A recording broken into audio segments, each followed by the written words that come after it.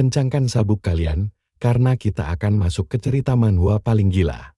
Di hutan gelap, sekelompok petarung panik mengatur formasi, sibuk mencari monster buas yang menaum keras untuk mereka habisi. Dua prajurit melacak makhluk buas itu, sampai salah satunya berteriak panik bahwa bahaya ada di belakang saudaranya. Kakak peri itu berbalik kaget saat sebuah kejutan muncul. Seorang ksatria manusia tiba-tiba melompat masuk dan menebas monsternya, membuat si peri melongo melihat orang luar menyelamatkan nyawanya. Sambil dimetar dan berdarah, dia menuntut alasan kenapa manusia ini menolongnya. Dia juga bingung bagaimana dia bisa membalas budi pria yang jadi penyelamatnya ini. Si peri langsung minta maaf atas sikap kasarnya, mengakui nyawanya berhutang budi, dan berterima kasih karena sukunya dilindungi. Dia bersumpah tidak akan melupakan hutang ini. Lalu sistem mencatat kenaikan reputasi dan memberinya akses bebas di wilayah. Sang peri menambahkan bahwa adik perempuannya yang pemalu juga sangat ingin bicara dengan pahlawan mereka. Dengan wajah memerah, gadis peri itu mengungkit lagi tawarannya agar mereka jadi rekan. Dan sistem mencatat afeksinya naik tajam. Tiba-tiba sistem pencapaian mengumumkan bahwa dia mendapat peri pertama sebagai rekan plus akses ke perlengkapan elit mereka. Saat si cewek dengan malu setuju jadi partner, waktu mendadak melompat ke kota Mega. Warga melempar kelopak bunga, merayakan sang ksatria dan peri cantik itu. Pawai super meriah ini terus bergerak menuju katedral Mega diiringi sorak-sorai. Pengantin peri tersenyum manis menatap mempelai prianya yang berzirah baja. Pasangan ini tertawa bersama, sangat bahagia sebagai pengantin baru. Bergandengan tangan, mereka menuruni tangga katedral disambut tepuk tangan meriah penonton. Dia memasangkan cincin ke jarinya, meresmikan pernikahan suci itu.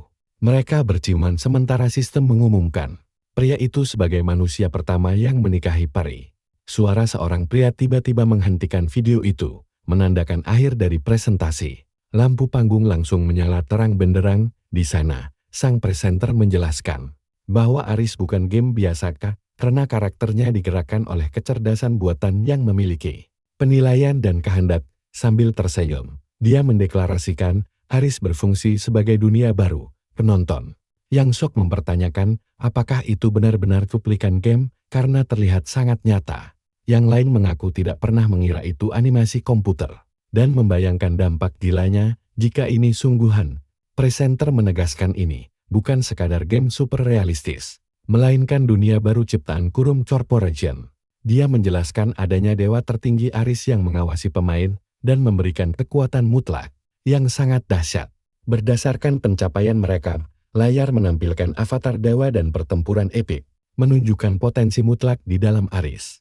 Narasi menjanjikan bahwa wahyu dewa bisa mengubah para pemain menjadi pahlawan legendaris dengan kekuatan spesial.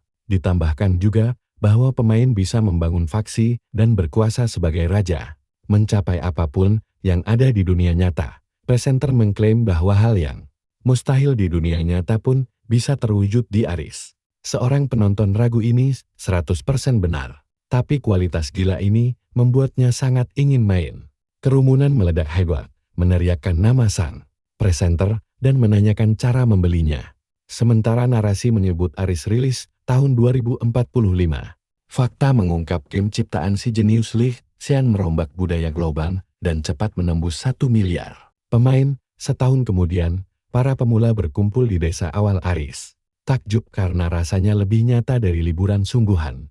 Seorang pemain berotot menyadari game ini mereplika tip tubuh di dunia nyata dan kemampuan fisik mereka, dan cuma wajah yang bisa didit. Teman berkerudungnya menunjuk sesuatu yang menarik di alun-alun. Mereka melihat event lama di mana pemain wajib menghancurkan boneka kayu dalam 10 pukulan. Nah, perhatikan baik-baik. Tantangan sepal ini ternyata sudah menggagalkan 1,2 miliar pemain. Presenter memamerkan bonekanya, menjanjikan kapsul super elit dan tambahan 5 status sebagai hadiah utama bagi pemenang. Pemain kekar merasa 10 pukulan itu pasti cukup. Tapi temannya bilang nyaris, tidak ada yang mau mencobanya lagi. Mereka ingat atlet nasional dan si populer, Hanu saja gagal total, yang membuat banyak orang curiga event ini mustahil dimenangkan. Saat penonton berdebat soal tingkat kesulitannya, mereka heran kenapa kerumunan diam saja. Pria berkerudung menjelaskan bahwa hari ini, sang harapan pamungkas. Umat manusia akan mencoba tantangan gila ini, tepat saat seseorang menyuruh kerumunan minggir. Penonton berkerudung menyadari kedatangan penantang sangat terkenal ini. Semua orang sontak berteriak histeris bahwa sang primata terkuat, Mosuk, sudah muncul untuk unjuk gigi. Mosuk menatap tajam boneka yang gagal dihancurkan Hanul itu dan mulai bersiap. Penonton melongo melihat otot monsternya yang bukan main. Rumor gila beredar bahwa dia pernah membantai seekor beruang dengan tangan kosong. Melihat si boneka kecil, penonton menebak dia bahkan tidak butuh 10 pukulan. Mosuk menyeringai puas dan bersumpah merebut kapsul senilai 50 juta won. Itu, dia langsung meluncurkan pukulan pertama yang super destruktif dengan tenaga ledakan gila. Kerumunan melihat boneka itu terpental jauh ke belakang dan menebak apakah mereka sedang melihat rekor pertama pecah di sebuah ruang monitor. Seorang pria bertanya ke rekannya soal upaya epik ini. Wanita itu menjawab mereka cuma bisa berharap dia menang. Karena mereka sudah tak sanggup lagi mengangkat ribuan telepon komplain. Sangat cemas jika dia gagal seperti Hano. Hujatan ke game ini bakal brutal. Mereka membayangkan tuduhan bahwa Aris sengaja merancang misi mustahil demi sensasi dan cuan. Belaka, prediksi berita yang sangat negatif si pria menyimpulkan, jika Mosuk gagal, mereka terpaksa harus meretas sistem Aris. Rekannya ragu CEO akan setuju, dan dia bercanda mengancam akan keluar saja kalau sampai ditolak. Namun saat usahanya meleset total, Mosuk panik menyadari ada yang aneh. Jendela sistem menyatakan misinya gagal, dan Mosuk langsung ambruk tak percaya. Para staf meratap karena kiamat sudah di depan mata dan bersiap kabur sebelum komplain membanjir. Sambil bercanda soal makan malam, si pria menawar jika dia mentraktir, rekannya batal resiga. Gadis itu setuju memikirkannya setelah lihat menu makanannya. Tiba-tiba pekerja lain melapor ke ketua tim bahwa ada satu penantang baru yang maju. Saking lelahnya, ketua tim itu merespons berita ini dengan malas. Mereka melirik ke layar dan melihat sebuah avatar yang sangat cupu berbaju pemula mendekati si boneka. Dilihat lebih dekat, rupanya dia memegang senjata realistis tapi aneh. Staf bergumam bahwa gaya realistis saja tidak pernah cukup untuk menang. Si teknisi yang heboh itu minta maaf atas analisanya. Selagi mereka menonton orang baru itu bersiap, pemain berkerudung menggerutu mau cari makan saja. Tampak tidak peduli lagi pada tantangan ini. Kembali ke ruang kontrol, staf mendengar keributan gila dari arena dan menoleh kaget. Kalian pasti mikir hal yang sama denganku, kenapa tiba-tiba seramai itu?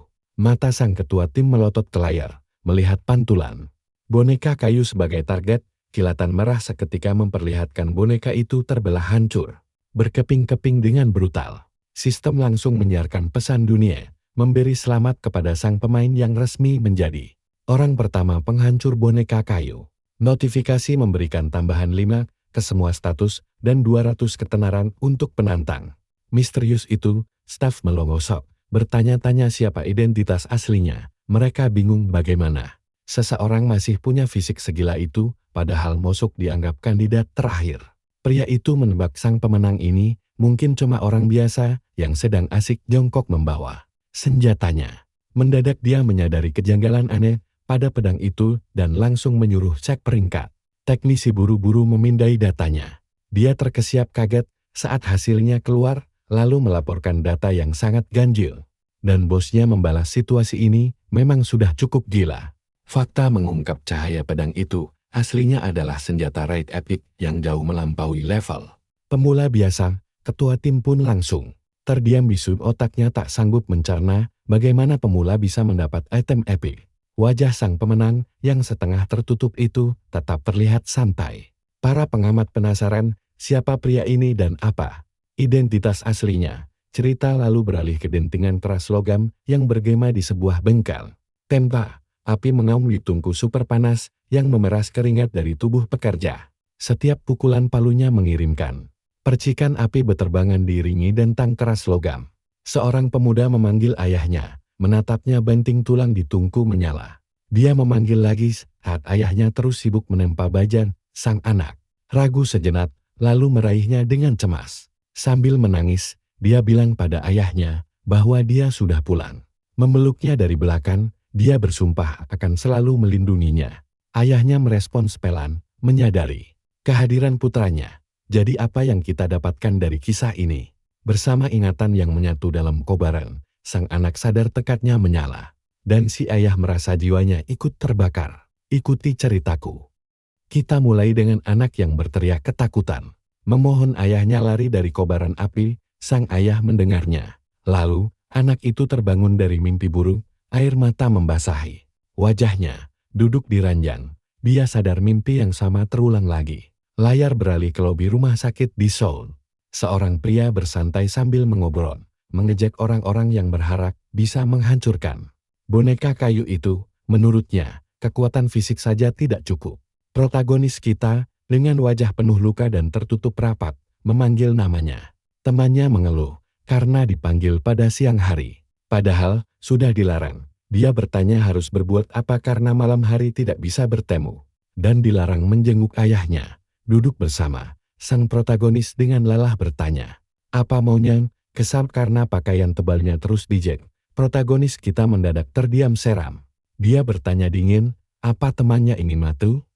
Temannya panik dan langsung meminta maaf. Lalu, temannya kembali ceria dan langsung ke inti pembicaraan. Dia bertanya apa protagonis tahu soal game Aris. Protagonis hanya tahu sedikit, dan itu membuat temannya terkejut. Dia mulai menjelaskan bahwa Aris adalah game super kecerdasan buatan paling populer. Ada event pemula yang belum pernah diselesaikan, siapapun, bahkan selebriti. Hadiahnya gila, kapsul VVIP senilai 50 juta won.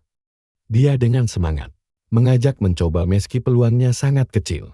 Protagonis kita jelas ragu, tapi temannya bilang, ini sulit namun bukan mustahil. Sambil tersenyum lebar, dia memberi petunjuk bahwa tantangan boneka kayu itu sangat cocok untuk mereka. Dengan bantuan protagonis, mereka pasti punya peluang. Menariknya, dia membelikan protagonis kapsul standar Aris seharga 10 juta won. Agar mereka bisa bermain, protagonis kaget perangkat semahal itu bisa sangat populer. Temannya bilang ini investasi yang sangat menguntungkan. Dia menjelaskan bahwa bermain Aris bisa menghasilkan uang sungguhan dalam jumlah besar, makanya semua orang memainkannya. Temannya memaksa untuk segera masuk ke dalam game, karena dia sudah mencobanya. Kembali ke rumah, protagonis bertanya dari mana temannya mendapat barang semahal itu. Sang teman mengabaikan pertanyaannya, dan fokus pada seberapa banyak uang yang bisa mereka hasilkan. Protagonis meragukan apakah benar ada jaminan keuntungan, dan menantang rencana gila temannya itu.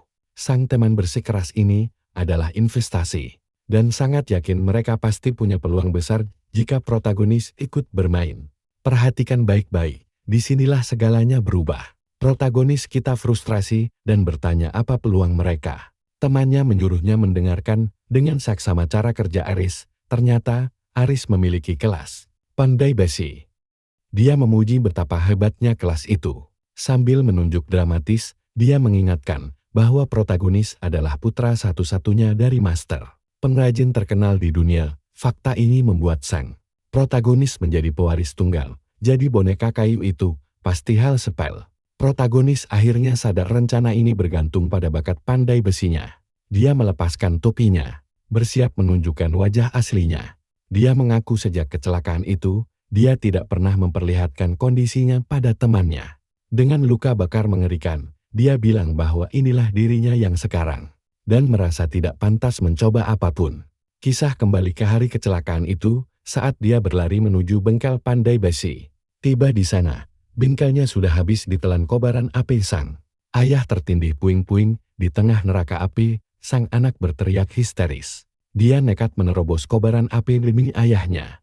Penuh darah dan putus asa, dia mencoba membangunkan dan menarik ayahnya keluar. Dia memanggul tubuh ayahnya melewati bengkel yang hancur terbakar. Menangis memanggil ayahnya. Dia ingat insiden ini, merenggut segalanya. Dia bercerita bahwa meski nyawanya selamat, sang ayah tidak pernah sadar lagi. Keluarganya jatuh miskin dan berjuang keras membayar biaya rumah sakit. Ayah yang koma, demi uang, dia bekerja kasar di lokasi konstruksi seorang mandor tahu dia pandai menggunakan palu dan menyuruhnya bekerja di bagian belakang proyek. Hari-harinya dihabiskan mengayunkan palu bangunan, bukan palu pandai besi. Pada akhirnya, dia menjatuhkan palu itu, hancur secara fisik dan mental. Dia merasa alat yang dulu adalah mimpinya. Kini menjadi beban tak tertahankan. Dalam keputusasaan, dia menyembunyikan air mata di balik Hell Project. Dia akhirnya hancur, menangisi wajahnya yang cacat dan hidupnya yang berantakan. Melihat palu yang terbuang, dia mengumpat dan menyimpulkan bahwa menjadi pandai besi sudah tidak mungkin. Dia lakukan lagi, dia menjelaskan sejak kecelakaan itu. Lengan kanannya terlalu lemah untuk kerja kasar, apalagi memukul logam. Dia menghargai niat baik temannya, tapi bersikeras akan mengatasi masalahnya sendiri. Temannya mendesaknya untuk mengembalikan barang mahal itu, dan menyebutnya bodoh karena membuang 10 juta won demi kerja paruh waktu. Saat sang protagonis keluar, kalian pasti setuju denganku. Sang teman mengomel bahwa dialah yang bodoh. Berjuang mati-matian membayar tagihan rumah sakit ayah. Sampai kapan dia bisa bertahan hidup begini? Dia terus mendesak, menanyakan nasib tubuhnya yang hancur, dan meyakinkan 10 juta won bisa membiayai pengobatannya. Sang teman mengingatkan biaya perawatannya yang mencapai 3 miliar won, tapi menyerah pada kesembuhan bukanlah pilihan. Dia kecewa melihat sahabatnya yang penuh tekad kini berubah. Dengan penuh emosi, sang teman mengingatkannya kembali pada impian seumur hidupnya, menjadi pandai besi yang sangat mungkin diwujudkan di game Aris. Dia berjanji akan menanggung utang 10 juta won itu sendiri, dan memohon agar protagonis mendengarkan sahabatnya ini. Setidaknya untuk sekali saja, hampir menangis, dia memohon pada Yanu agar mencoba Aris satu kali saja. Dia janji tidak akan memaksa lagi. Setelah itu, Yanu terdiam, berperang batin menghadapi pilihan sulit ini. Bayangan pria yang diselimuti kobaran api mengingatkannya betapa intensnya hasrat menjadi pandai besi. Tangan Hayansa ragu di pintu saat mempertimbangkannya. Menatap lukanya yang mengerikan. Dia merenungkan apa yang harus dilakukannya. Waktu berlalu dan layar beralih ke lokasi konstruksi. Tempatnya bekerja kasar setiap hari. Saat mengangkat material berat, dia menggerutu karena ucapan Jihin terus mengiang di kepalanya. Tapi dia mencoba fokus pada pekerjaannya saat ini. Dia mengingatkan diri harus cepat mencari uang untuk ayahnya. Namun, pemandangan dan suara pekerja yang memukul logam menarik perhatiannya. Dintingan nyaring bisi itu bergema, mengguncang hatinya. Hyanu bercerita bahwa suara keras itu terus bergema di dalam jiwanya, mengakui bahwa suara itulah yang menariknya. Dia tiba di tempat untuk memainkan Aris. Dintingan logam pada akhirnya membawanya ke sini. Dia teringat ucapan Jihun bahwa Aris bisa membuatnya hidup sebagai pandai besi lagi. Mengingat panas dan suara logam yang sangat dia rindukan, dia membulatkan tekad kembali ke bengkel. Memakai perangkat VR, dia bertekad mendengar suara itu lagi demi ayahnya. Pesan sistem menyambutnya di dunia Aris. Pembuatan karakter dimulai dan sistem memintanya memilih nama. Dia memilih nama Hyansu, dan karakter pun dibuat seketikan. Game epic ini mulai menyesuaikan karakternya, dikelilingi cahaya data. Hyanu kaget merasakan sensasi aneh ini. Sistem mengumumkan sedang menganalisis tipe tubuhnya, dan dia merespons dengan sedikit gugup. Api biru berputar mengelilinginya, dan dia menatap shot pada wujudnya yang berubah. Luka bakar di tangan kanannya benar-benar hilang. Analisis selesai. Tubuhnya kini bersinar penuh kekuatan. Ditanya, apakah dia ingin mempertahankan wujud ini? Dia terdiam lalu setuju. Sistem mengakhiri pembuatan karakter dan mencari server saat dia menunggu di ruang hampa. Mengepalkan tangannya kuat, dia bergumam soal Kim Jae-han. Memikirkan utang yang kini harus dia bayar. Bukan cuma lukanya yang hilang, tapi kekuatan penuh lengan kanannya kembali lagi. Dia menerima kenyataan bahwa kini dia berutang 10 juta won pada Jihin. Sambil tersenyum, Hyansu bertekad bekerja keras di Aris untuk melunasi utangnya. Sistem memanggilnya ke zona pemula Bon Trito, tepatnya di bengkel rem di dalam bengkel itu. Seorang pandai besi tua sedang bekerja keras. Pria itu memakai sarung tangannya dan bergumam tidak akan pernah menyerah. Dia mengutuk para instruktur yang meremehkannya. Percayalah padaku, kalian tidak sabar melihat ini. Dia bersumpah membungkam mereka dengan pedang yang lebih hebat. Dengan mata tajam, percikan api beterbangan saat logam dipukul dengan kekuatan penuh. Coba kalian bayangkan adegan ini, si kakek teriak putus asa sambil terus memalu bajanya. Tiba-tiba ada suara santai yang mengkritik tekniknya salah besar. Tentu saja kakek itu kaget. Sambil terengah-engah dan shock berat, dia langsung berbalik dan melihat Hyunsu berdiri di belakangnya. Menyadari ada penyusup masuk, si kakek ngamuk dan bertanya apa maksudnya tadi. Hyunsu mengulang bahwa metode yang dia pakai itu ngawur. Merasa terhina, pandai besi ini membentak bocah itu. Dengan santai Hyunsu menjelaskan kalau cara kakek itu menampa tidak akan pernah bisa menghasilkan senjata yang kuat. Lalu, kakek itu ngegas kenapa orang luar berani mengkritik. Hyunsu mengaku dia memang lancang. Tapi dia terpaksa angkat bicara, karena tahu si kakek benar-benar ingin membuat pedang yang layak. Pandai besi, itu sadar bocah ini seperti ahli tempa betulan. Merasa tidak ada ruginya, dia memutuskan untuk menguji Hyunsu. Dia menantang pemuda itu untuk membuktikan omong besarnya dengan menempa sesuatu. Sendiri, dia menyerahkan palu dan bilang akan mengawasi kemampuan Hyunsu. Dalam hati, Hyunsu sebenarnya cuma mau berteman dan meminjam tempat-tempat itu saja. Tapi sepertinya, ujian langsung begini justru lebih menguntungkan. Dia setuju untuk mencoba, tapi dengan satu syarat mantap. Kalau dia berhasil membuktikan kemampuannya, dia boleh membawa pulang pedang buatannya sendiri. Sebagai gantinya, dia berjanji akan menunjukkan proses penempaan tingkat dewa yang layak ditonton. Kakek itu takjub dengan kepercayaan diri Hyunsu. Sambil tertawa, dia setuju dan ingin melihat apakah nyali bocah ini terbukti. Sambil mengepalkan tangan, dia memberi peringatan keras. Kalau Hyunsu gagal memberikan hasil nyata, dia akan dihajar karena kesombongannya. Dengan sangat santai, Hyunsu menerima risiko itu dan mulai memanaskan sebatang baja di tungku. Dia meletakkan logam panas itu di landasan. Sambil mengingat sudah 3 tahun sejak dia terakhir menempa. Dia mulai panik, jangan-jangan dia terlalu percaya diri. Mengabaikan keraguannya, dia mengangkat palunya untuk memukul. Begitu palu beradu, insting lamanya langsung kembali dan dia yakin masih punya bakat itu. Ingatan tentang ayahnya yang terbaring di rumah sakit terlintas di pikirannya. Teriakan kesakitan Jihin dari kejadian sebelumnya juga terngiang jelas. Dalam diam, Hyunsu memohon agar ayahnya bertahan sedikit lagi sambil terus menempa. Dia merasakan insting terpendamnya bangkit setiap kali mendengar suara dentingan baja dan ledakan panas. Tersenyum tipis, dia mengaku rasanya luar biasa bisa menempa lagi. Dari atas, kita melihatnya memalu dengan brutal sementara energi berputar di sekitarnya. Dia sadar tubuhnya, mengingat setiap gerakan dan sangat yakin dia masih jago. Sambil menonton dengan skeptis, si kakek awalnya mengira Hyunsu cuma orang luar yang gayanya doang selangit. Tapi setelah diperhatikan, kakek itu mengakui dalam hati kalau teknik dasar Hyunsu ternyata lumayan solid. Meski begitu, dia yakin batas kemampuan pemuda itu cuma sampai di situ saja. Dia heran kenapa Hyunsu kelihatan begitu puas. Saat bekerja, pandai besi itu bergumam kalau sekadar bersenang-senang itu tidak ada artinya di dunia yang cuma peduli hasil dan skill murni. Dia awalnya membiarkan Hyunsu mencoba supaya bisa belajar sesuatu, tapi sangat ragu ada orang di zona pemula yang punya bakat tanpa asli. Di tengah lamunannya, tiba-tiba ada sesuatu yang menarik perhatiannya. Dia melihat Hyunsu. Nah, perhatikan baik-baik bagian ini kawan. Pandai besi itu kaget setengah mati melihat wajahnya.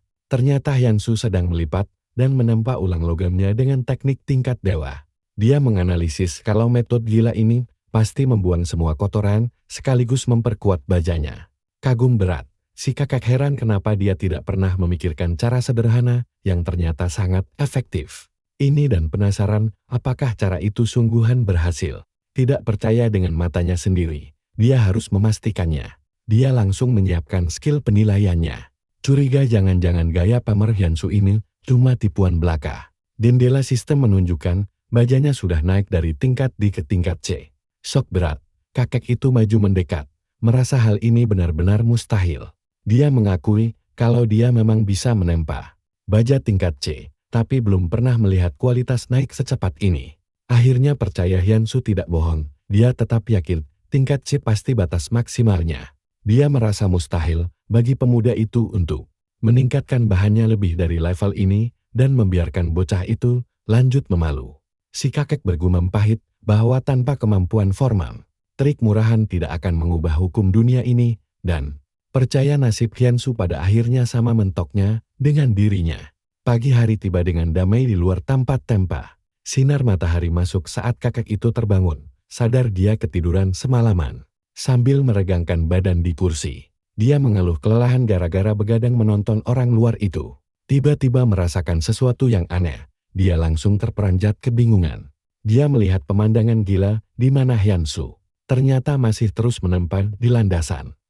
Kakek itu melongo menatap pemandangan di depannya. Di atas landasan itu, ada bongkahan baja super panas yang sangat halus. Hyunsu terus memalu dengan ritme dan fokus tingkat tinggi. Mata si kakek melotot saat menyadari kilauan logam itu benar-benar luar biasa, bajanya memancarkan cahaya murni yang sangat terang. Hyunsu lalu merendam baja panas itu ke dalam. Tunggu untuk diproses lagi. Kakek itu syok melihat stamina dan tekad Hyunsu yang seolah tidak ada habisnya. Dia sadar Hyunsu telah mengulang metode penempaan yang sama persis sepanjang malam. Ledakan cahaya muncul saat Hyunsu mengangkat bajanya, bikin si kakek jantungan. Layar penilaian menunjukkan bajanya sekarang menembus tingkat B, membuat pandai besi itu merinding. Kakek itu bergumam, tidak. Kalian pasti kaget juga kan? Si kakek benar-benar bengong melihat Hyunsu berhasil mencapai tingkat B tanpa keahlian formal, dan dia curiga kalau pemuda gila ini mengincar hasil yang jauh lebih gila lagi. Hyunsu menatap tajam mata pedangnya, menakar seberapa jauh batas maksimalnya. Dia lanjut mengasah permukaan pedang dengan hati-hati. Kelelahan, dia mengusap keringat dan berpikir, jangan-jangan dia terlalu memaksakan diri setelah lama vakum. Saat dia meletakkan pedang yang hampir jadi itu di meja, si kakek mendekat, membuatnya kaget. Pandai besi itu meminta Hyunsu memandu langkah terakhir, agar dia bisa ikut membantu. Tersenyum lebar, Hyunsu langsung berterima kasih atas bantuan itu. Bersama-sama, mereka kembali menempa dengan percikan api menyala saat bekerja super kompak. Dua ahli tempa itu berkolaborasi di landasan dengan Hyunsu sebagai pemimpinnya. Mereka mengecek permukaan pedangnya dengan sangat teliti. Hyunsu memeriksa setiap detail logam demi memastikan kualitas sempurna yang dia mau. Di sebelahnya, kakek itu catatan, Kabelet ingin mempelajari teknik Hyunsu. Tiba-tiba, hasil penilaiannya bikin kakek itu berteriak tidak percaya. Dia sadar bajanya sudah menembus tingkat A, yang berarti pedang langka sekarang bisa tercipta, dan itu benar-benar gila. Dia mengakui kemampuan penilaiannya memang pas-pasan, tapi dia berani jamin belum pernah melihat item tingkat sihir di zona pemula ini, apalagi sesuatu yang sangat langka. Dia menyimpulkan, Hyunsu sungguhan bisa membuat pedang paling unik sedunia. Saat ditanya apakah dia senang, Hyunsu menjawab ini belum waktunya berselebrasi. Kakek itu bingung dan bertanya maksudnya. Hyunsu menjelaskan, gagangnya belum selesai dan mata pedangnya harus jauh lebih tajam lagi. Dia menambahkan, kalau pedang ini harus bisa menahan kekuatan luar biasa tanpa hancur, dan saat ini masih belum mencapai ketajaman puncaknya. Tertawa lepas, kakek itu bilang belum pernah bertemu orang luar sekeren Hyunsu dan bernostalgia soal kecintaannya pada palu tempa. Dia lalu memastikan apakah Hyunsu masih berniat membuat pedang yang akan dibawa pulang. Kakek itu memamerkan biji hijau bersinar, memberi sinyal tantangan tempa baru. Dia menyuruh Hyunsu menempa lagi pakai bahan langka ini, membuat si pemuda sangat kaget. Hyunsu bereaksi syok berat saat memegang kristal hijau raksasa itu. Sambil melotot, dia mulai menyadari jenis biji apakah itu. Dengan nada serius, kakek itu menyebutnya sebagai mitrim, harta pusaka turun-temurun keluarganya. Hyunsu bertanya kenapa bahan seberharga itu malah diserahkan padanya. Si kakek bilang dia sudah banyak belajar dari Hyunsu, ingin melihat lebih jauh, dan sadar bahan ini jauh melampaui kemampuannya sendiri. Lalu, sangat penasaran pedang monster macam apa yang akan Hyunsu ciptakan. Sambil menggenggam mithril itu, Hyunsu tersentuh, merasa ingin melindungi kakek itu sebagai balasan. Tanpa kata, dia merenungkan beratnya kepercayaan luar biasa ini. Gila kan? Kita semua tahu biji mithril itu mitos di dunia nyata. Hyunsu jelas kegirangan, tapi juga deg-degan banget bisa memegang bahan legendaris ini. Mithril yang selama ini cuma dipelajarinya. Memutuskan untuk menempa ulang memakai mithril. Kakek kurcaci itu meminta izin untuk menonton dan belajar. Lalu Hyunsu setuju, karena logamnya memang sangat berharga. Kurcaci itu kegirangan dan meminta Ayo temani aku melihat momen kocak ini. Kurcaci itu memanggil Hyunwoo guru dan berjanji bicara lebih sopan. Hyunwoo menolak keras, karena kurcaci itu lebih tua, tapi dia malah terus memohon. Pusing dengan paksaan kurcaci itu, Hyunwoo mengancam akan menolak mitrilnya sekalian. Si kurcaci panik bukan main dan berteriak mengejar pemuda yang pergi itu. Nah, 1 bulan kemudian berlalu. Hyunwoo masih saja di zona pemula, mengayunkan pedangnya tanpa henti. Dia memamerkan pedang mitril buatannya, Guangyang. Sebuah mahakarya tingkat epik dengan kekuatan tempur yang benar-benar luar biasa, layar status. Yang menunjukkan Hyunwoo masih level 1 dan belum punya kelas. Tapi dex-nya luar biasa tinggi dengan stat dasar solid. Pengamat menyimpulkan, setelah masuk ke Aris, dia langsung berlari ke Pandai Besi, membuat pedang mitrim, dan menyelesaikan misi boneka kayu. Di pusat manajemen Blue Incorporated, staf menonton rekaman di layar raksasa. Satu karyawan kagum melihat pencapaian gilanya, sementara temannya menyuruhnya berhenti melongo dan kembali bekerja. Si wanita memperingatkan rekan kerjanya kalau dia bisa turun pangkat jika terus malas-malasan. Pria itu mengaku sangat frustrasi karena gagal menggali informasi lebih detail tentang Hyunwoo.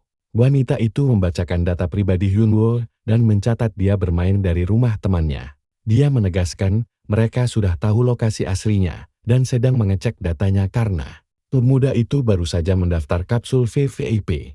Aplikasi itu baru masuk dan Hyunwoo ngotot minta privasinya dijaga rapat.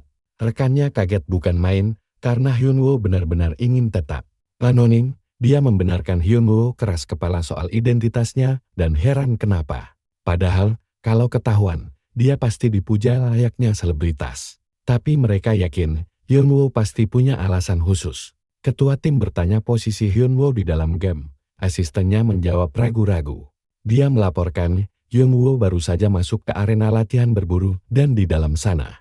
Instruktur memperingatkan Hyunwoo bahwa monster sungguhan ada di depan sana.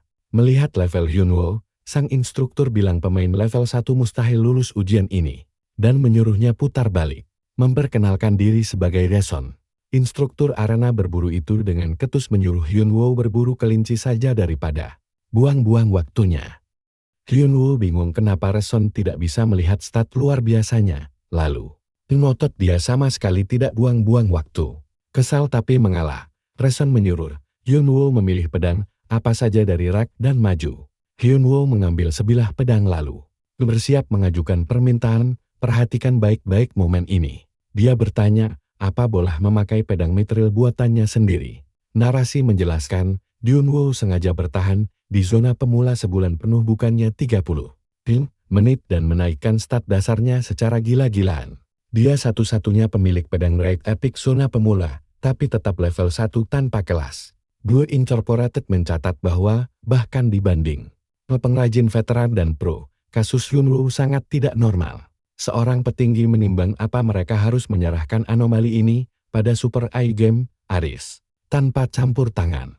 Itu berkomentar, kalau Hyunwoo masih tertahan di arena latihan pemula.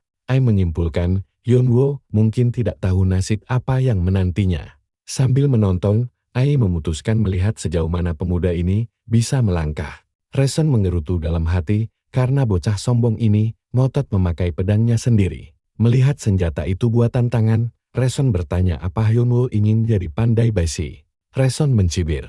Diam-diam, siap mengejek, dia meremehkan pandai besi sebagai profesi yang menyedihkan. Hyunwoo bereaksi tanpa suara, matanya menyipit tajam mendengar hinaan itu. Reson mendeskripsikan area latihan di sekitarnya sebagai zona super bahaya yang dikepung monster. Dia mengklaim latihan ilmu pedang jauh lebih penting daripada mengandalkan peralatan murahan milik Hyunwoo. Dia heran kenapa orang yang memilih kelas pandai besi malah datang ke tempat ini. Dan afinitasnya pada Hyunwoo anjlok.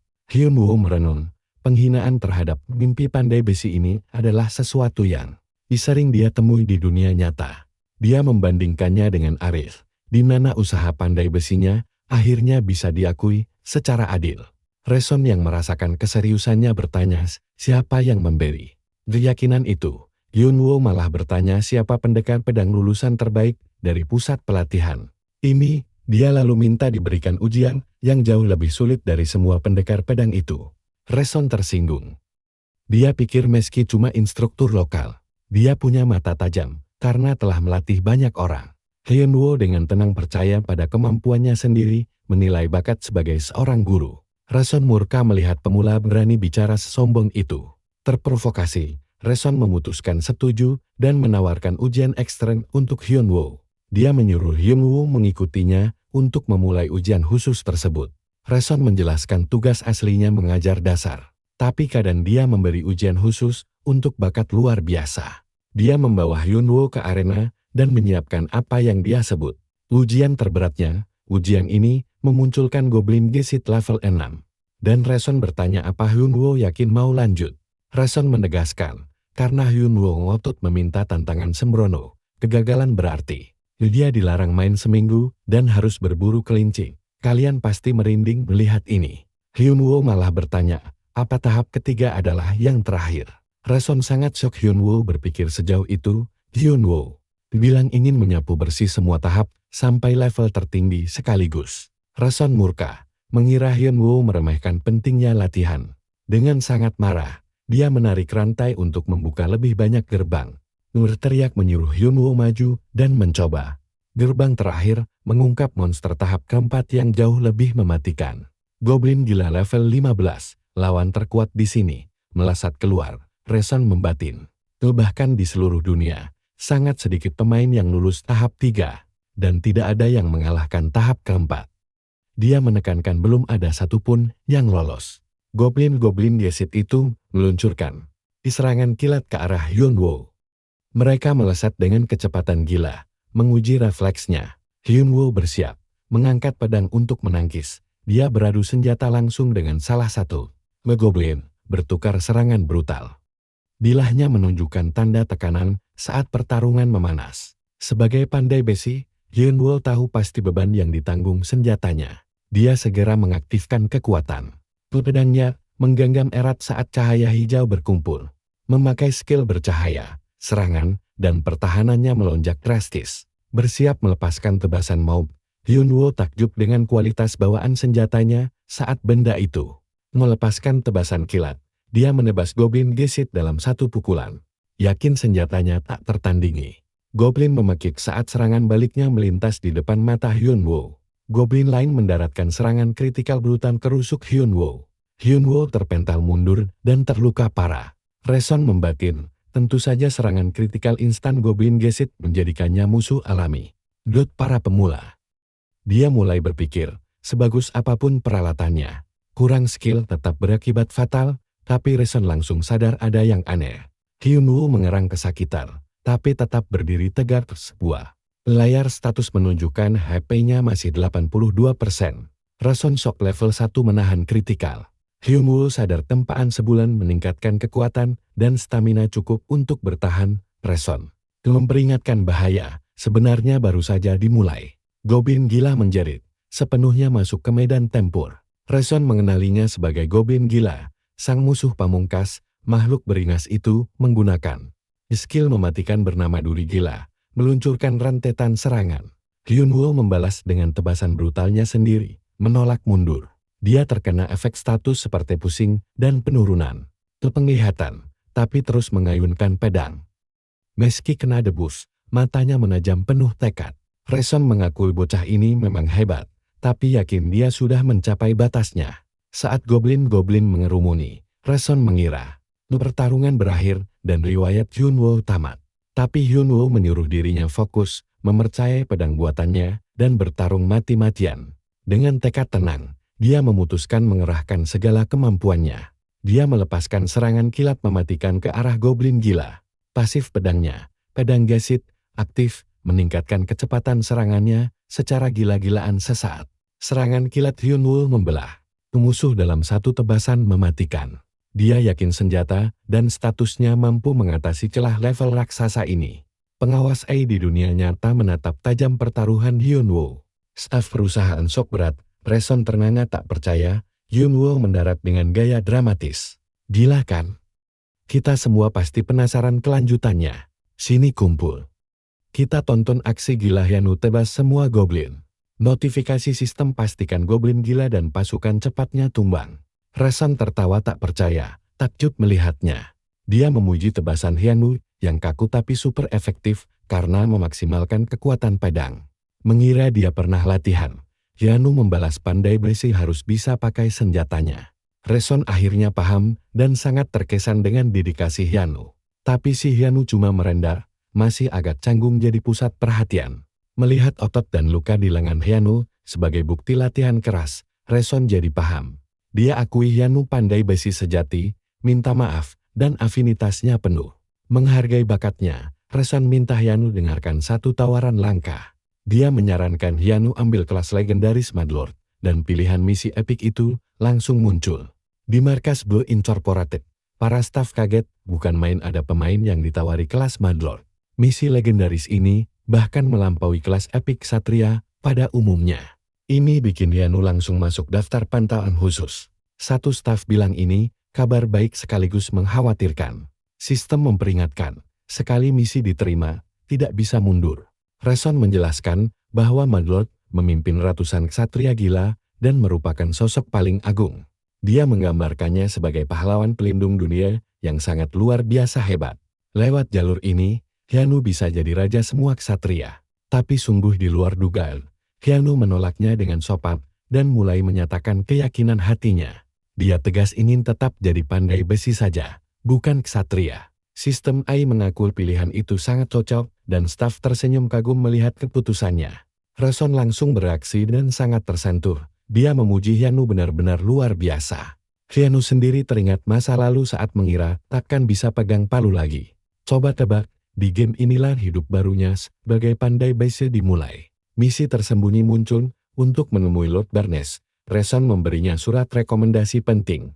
Dia disuruh ke kastil menemui seseorang yang butuh pandai besi hebat. Sebagai hadiah, Reson juga ngasih sirah berkarat milik mantan Madlord untuk dia perbaiki. Reson menyemangatinya untuk melakukan hal mustahil yang gagal dilakukan orang lain. Dalam adegan lucu, Reson bersorak dan Hyanu tersipu malu berjanji akan berusaha keras.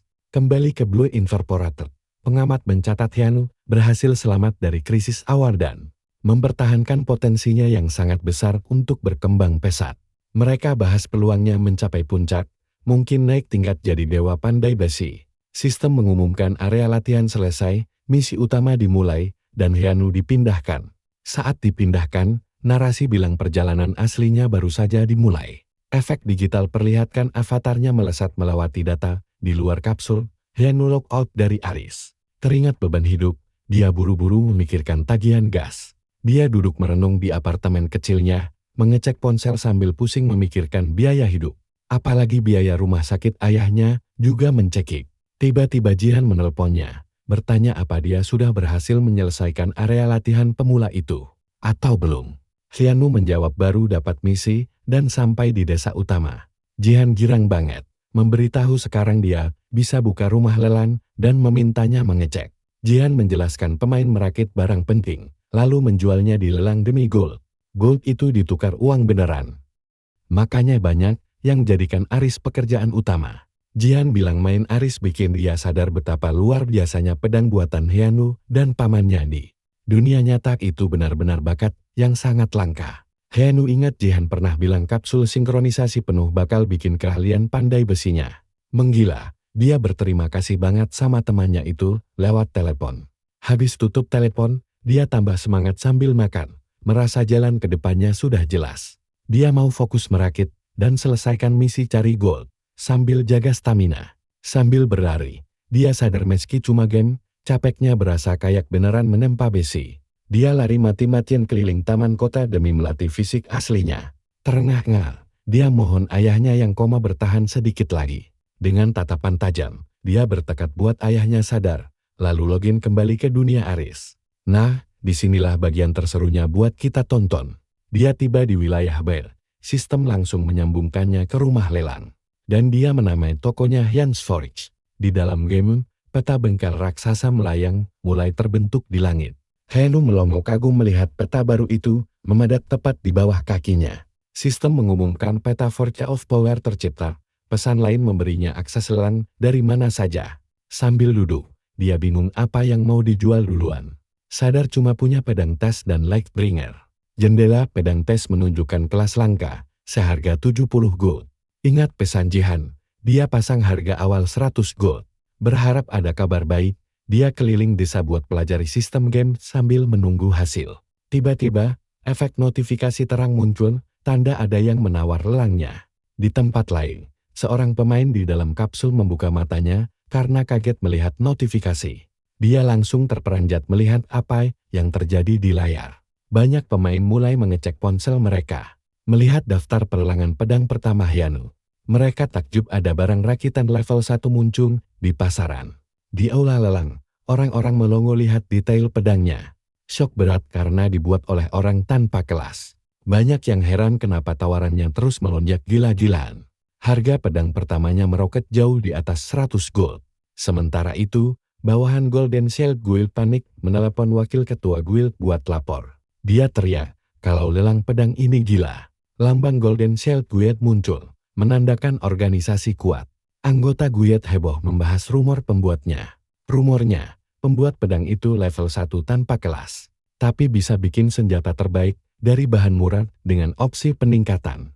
Sang wakil ketua langsung menganalisa situasinya. Dia menebak si pembuat sangat pintar menekan biaya pakai material selevel. Dengan sedikit investasi, pedang ini bisa bawa penggunanya santai sampai level 50. Anggota lain fokus pada nama pedang pertama Hyanu sebagai koleksi perdana. Blam berpendapat keahlian dari level 1 begini sangat berharga buat guild.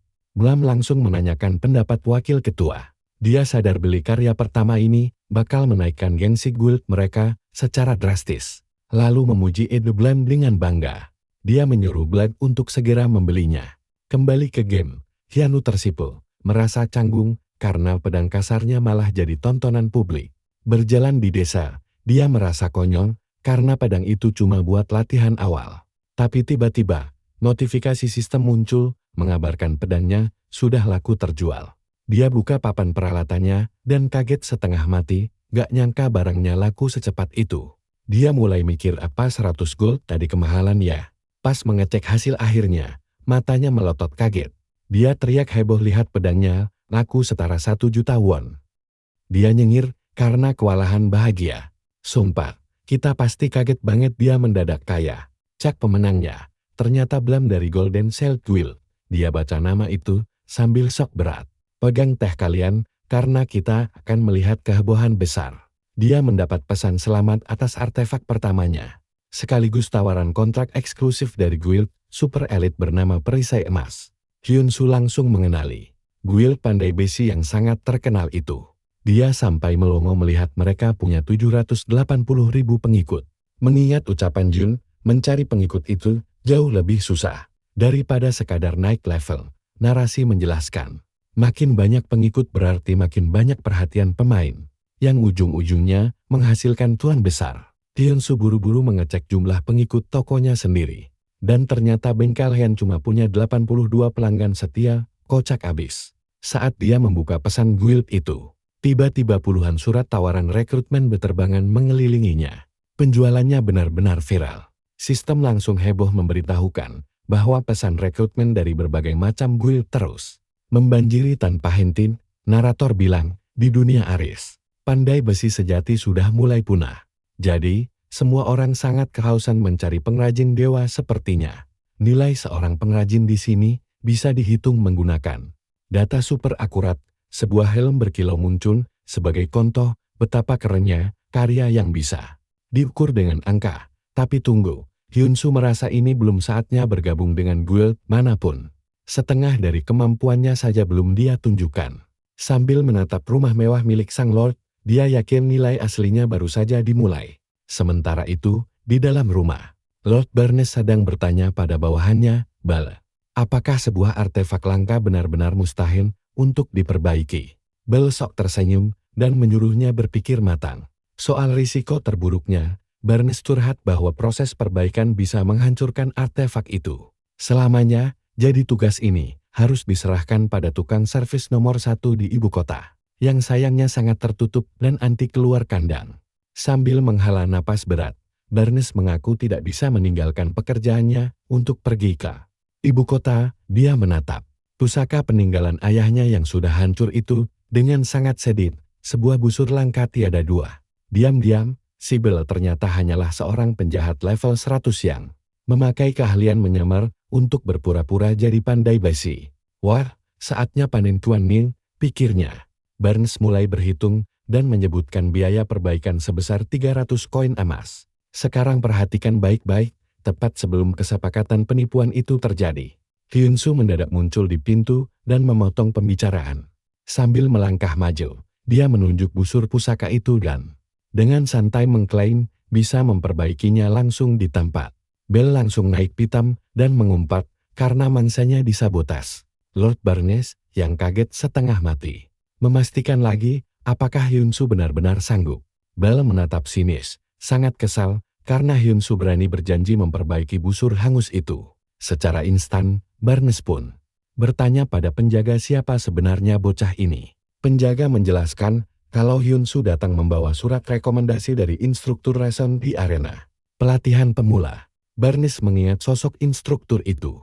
Sebagai penguasa wilayah Ban, dia meminta Hyun-soo menunjukkan kemampuan aslinya. Sistem pun memunculkan informasi pekerja dan level milik Hyun-soo, yang ternyata masih level 1 dan pengangguran. Bel langsung meledak tertawa ngakak. Dia berteriak mengejek, mana mungkin dia berlevel 1 tanpa pekerjaan. Bisa menguasai keahlian perbaikan yang cuma dimiliki pandai besi level 80. Dia makin emosi karena Hyun-soo berani menawarkan diskon setelah dirinya susah payah merayu Lord Barnes selama seminggu penuh. Dengan wajah tanpa dosa, Hyun-soo membantah ucapan Bel. Busur itu sama sekali bukan tipe recurve, melainkan busur tanduk. Bel sampai plonga-plongo mendengarnya. Barnes dan penjaganya langsung terdiam penasaran. Hyun-soo mulai mengulang cerita si penjaga tentang pusaka hangus peninggalan ayah Barnes yang dulunya diberikan oleh orang asing misterius. Senjata itu punya bentuk sangat aneh yang belum pernah dilihat siapapun. Barnes memintanya berhenti, mengaku bahwa dirinya memang toleran, tapi paling benci ditipu soal barang warisan.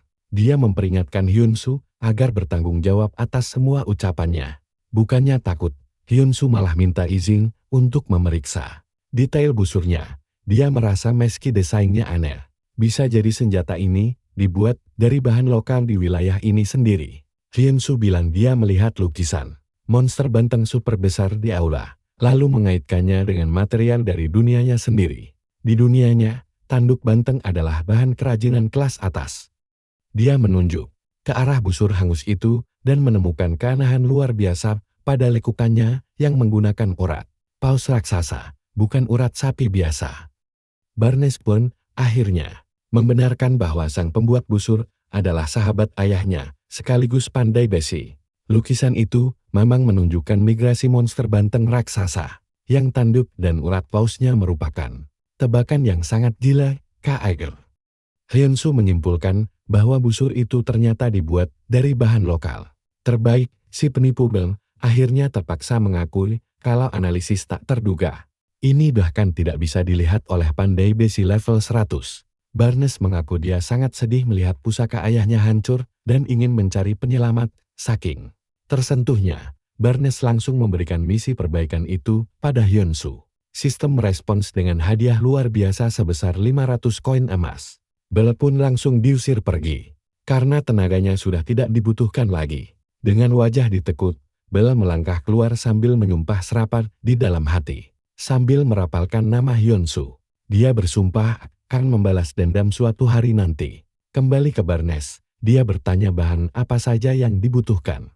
Hyun-soo menyebutkan daftar bahan seperti tanduk banteng, urat paus, kayu ek, murbe, bambu, dan alat-alat lengkap. Sistem mengonfirmasi bahwa pahlawan kita berhasil mengidentifikasi material dan mempelajari metode perbaikannya.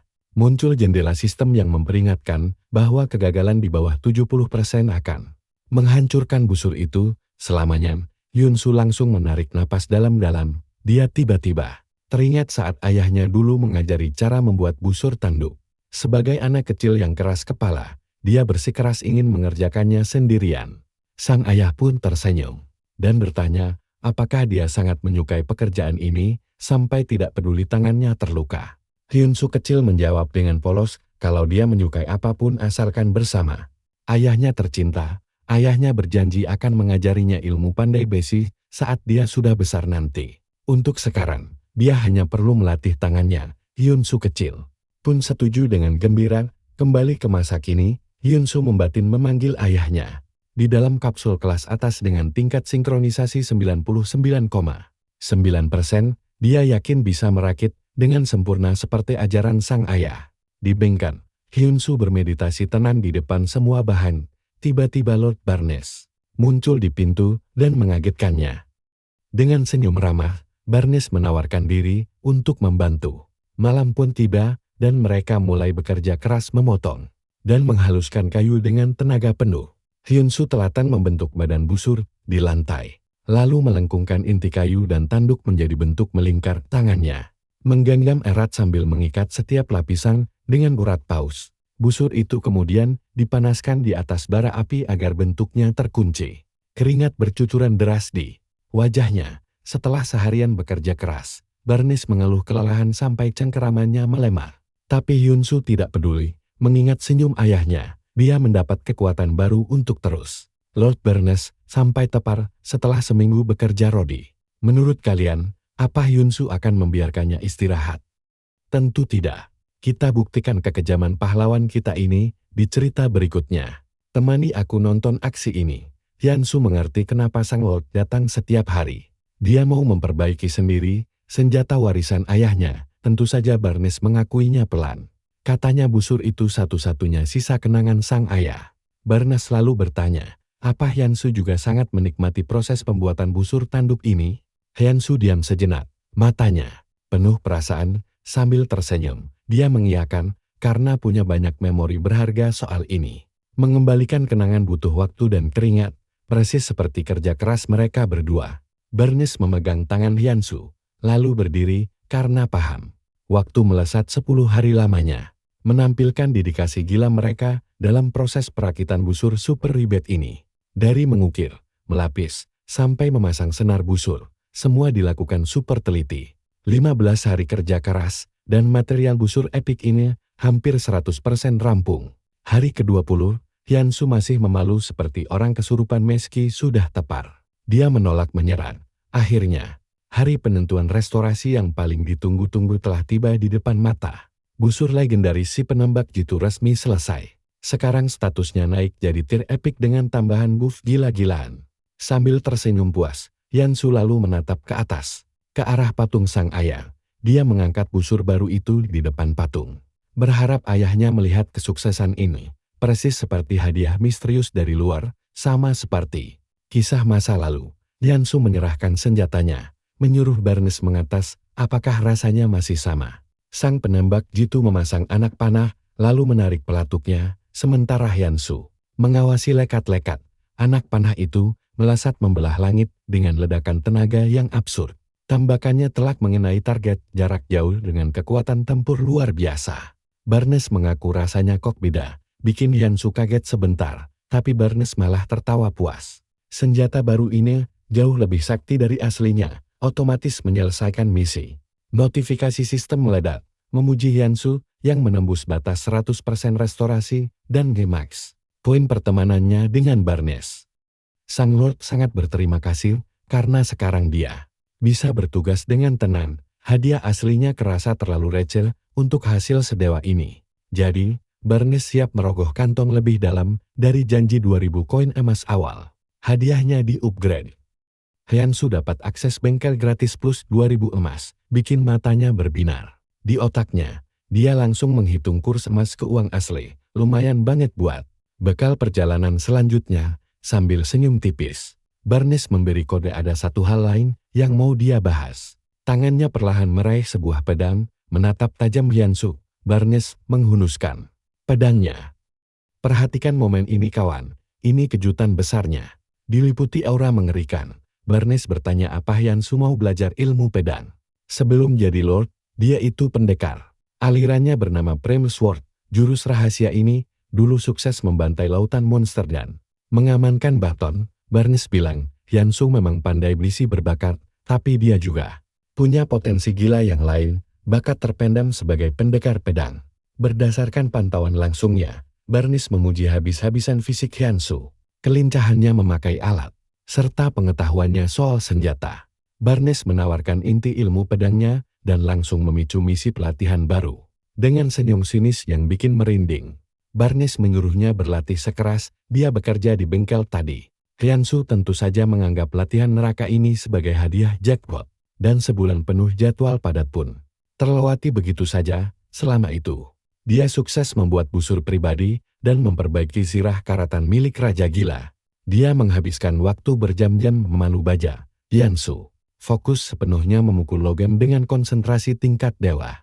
Di saat bersamaan, dia juga rutin latih tanding dengan Barnes untuk mengasah teknik pedang benturan. Mereka makin brutal sampai memicu ledakan cahaya menyilaukan.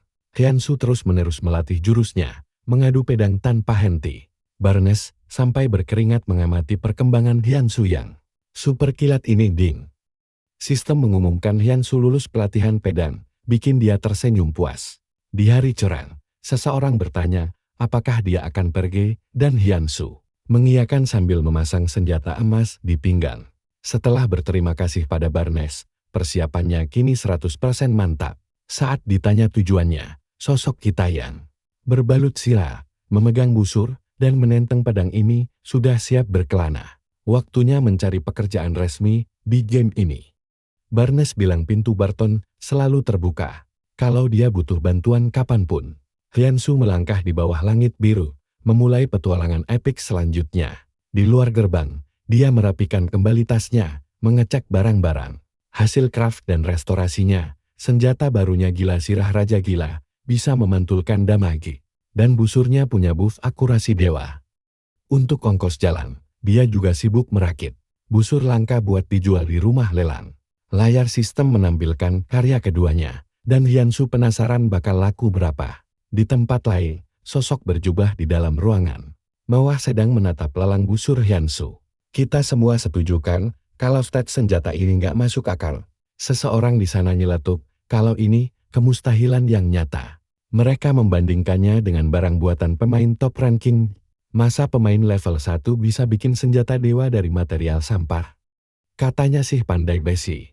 Nomor 1 di dunia bilang. Semua di game ini diatur oleh sistem bernama Aris. Kalau Aris kagum dengan gaya mainmu, sistem bakal langsung ngasih job, skin, atau gelar spesial. Pengamat ini sadar pembuat senjata sakti ini pasti punya sesuatu yang luar biasa. Dia ternyata adalah Ron, Guild Master legendaris dari Golden Shield. Dia yakin si pembuat busur punya titel langka. Lelang ditutup di angka 2050 koin emas. Bikin Hyunsu shock sekaligus tertawa kegirangan. Karena ada orang gila yang mau bayar setara 2 juta won buat item game. Padahal statusnya masih pengangguran level 1 low. Sambil jalan, dia mengecek daftar undangan guild dan pesanan pandai BC yang membludak sampai 3.200 lebih. Dia menutup buku sistemnya, mantap, waktunya gaspol. Hyunsu berjalan lurus menuju tujuan utamanya, area suci dan menara pandai BC. Sepatunya menginjak rumput area baru di wilayah antah berantah. Dia menerobos hutan lebat dengan cahaya matahari yang menembus celah pepohonan. Perjalanan berlanjut membelah pemandangan sungai indah. Mengusap keringat, dia menikmati grafis epik ini. Melewati ladang bunga yang cerah, akhirnya dia tiba di kaki struktur raksasa. Menara pandai besi yang mendulang tembus awan. Berdiri merinding di bawahnya, menara ini ternyata jauh lebih sangar dari dekat. Hyunsu maju ke pintu masuk, mulai kebingungan. Karena pintunya digembok batu bercahaya dan dililit rantai super tebal. Gimana cara masuknya coba? Tiba-tiba nada sistem bunyi. Notifikasi menjelaskan kalau ini adalah markas pandai besi pedang. Syarat masuk, dia wajib memukul gemboknya pakai pedang yang dibuat di bengkel ajaib. Sambil meraba segel bercahaya itu, Hyunsu mulai menebak-nebak. Materialnya, ternyata dari batuan beku berongga. Dia langsung putar balik ke arah pintu rahasia bengkel ajaib yang baru saja terbuka. Saat melangkah masuk dia, kalau bengkel ini tempat latihan bikin pedang ujian. Sistem ngasih cheat seru material unlimited dan buff kecepatan. Tapi senjata dari sini cuma bisa dipakai untuk ujian. Nah, apa kesimpulan lo dan gue dari ujian ini? Kadang game cuma ngetes skill murnimu.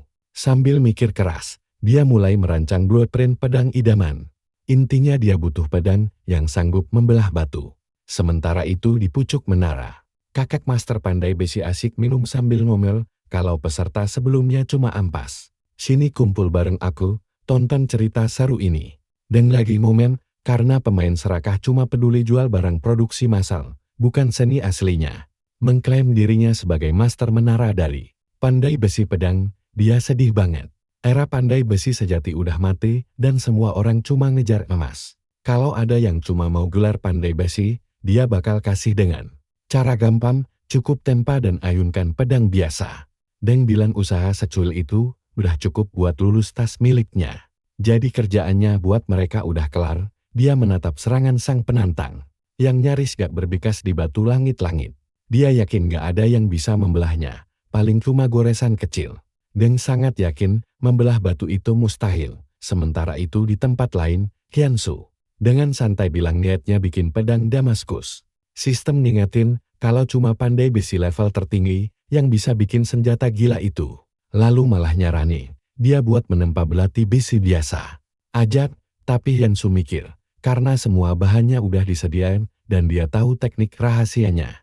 Mending sekalian coba aja metode Damaskus. Dia memejamkan mata, fokus penuh mengingat lagi ajaran masa lalunya. Dalam ingatannya, sang ayah bilang kalau pedang itu benar-benar bisa membelah batu. Ayahnya berjanji ngajarin cara bikin pedang sehebat itu. Hyunsoo sangat yakin, dengan mengikuti metode ayahnya dan fasilitas sihir sempurna, ditambah bahan baku tanpa batas, dia pasti bisa selesaikan misi ini. Dia langsung mengecek biji besi khusus buat baja Damaskus yang tersedia gratis di tempat tempa. Karena waktu pengerjaan juga dipersingkat. Di sini, Hyunsoo dengan sangat percaya diri bersiap mulai menempa. Sambil tersenyum, dia bilang game ini beneran gila karena ngasih tantangan sehebat ini. Dengan penuh semangat, dia memutuskan buat memalu sepuas hatinya. Untuk pertama kalinya, dalam waktu yang lama. Di tempat lain, Deng malah santai ketiduran di dekat jendela. Dia mendengkur, gak sadar apa yang Hyunsoo lakuin. Tiba-tiba guncangan dahsyat membangunkannya paksa. Masih linglung, dia ngerasa ada hal gak wajar terjadi di dalam bangunan ini. Merasakan lantainya bergetar hebat, dan langsung teriak nanyain penyebab guncangan gila itu. Sementara dari luar, seluruh menara pandai besi terlihat bergetar parah. Gelombang kejut itu ternyata berasal dari kekuatan pukulan palu seseorang di ruang tempa.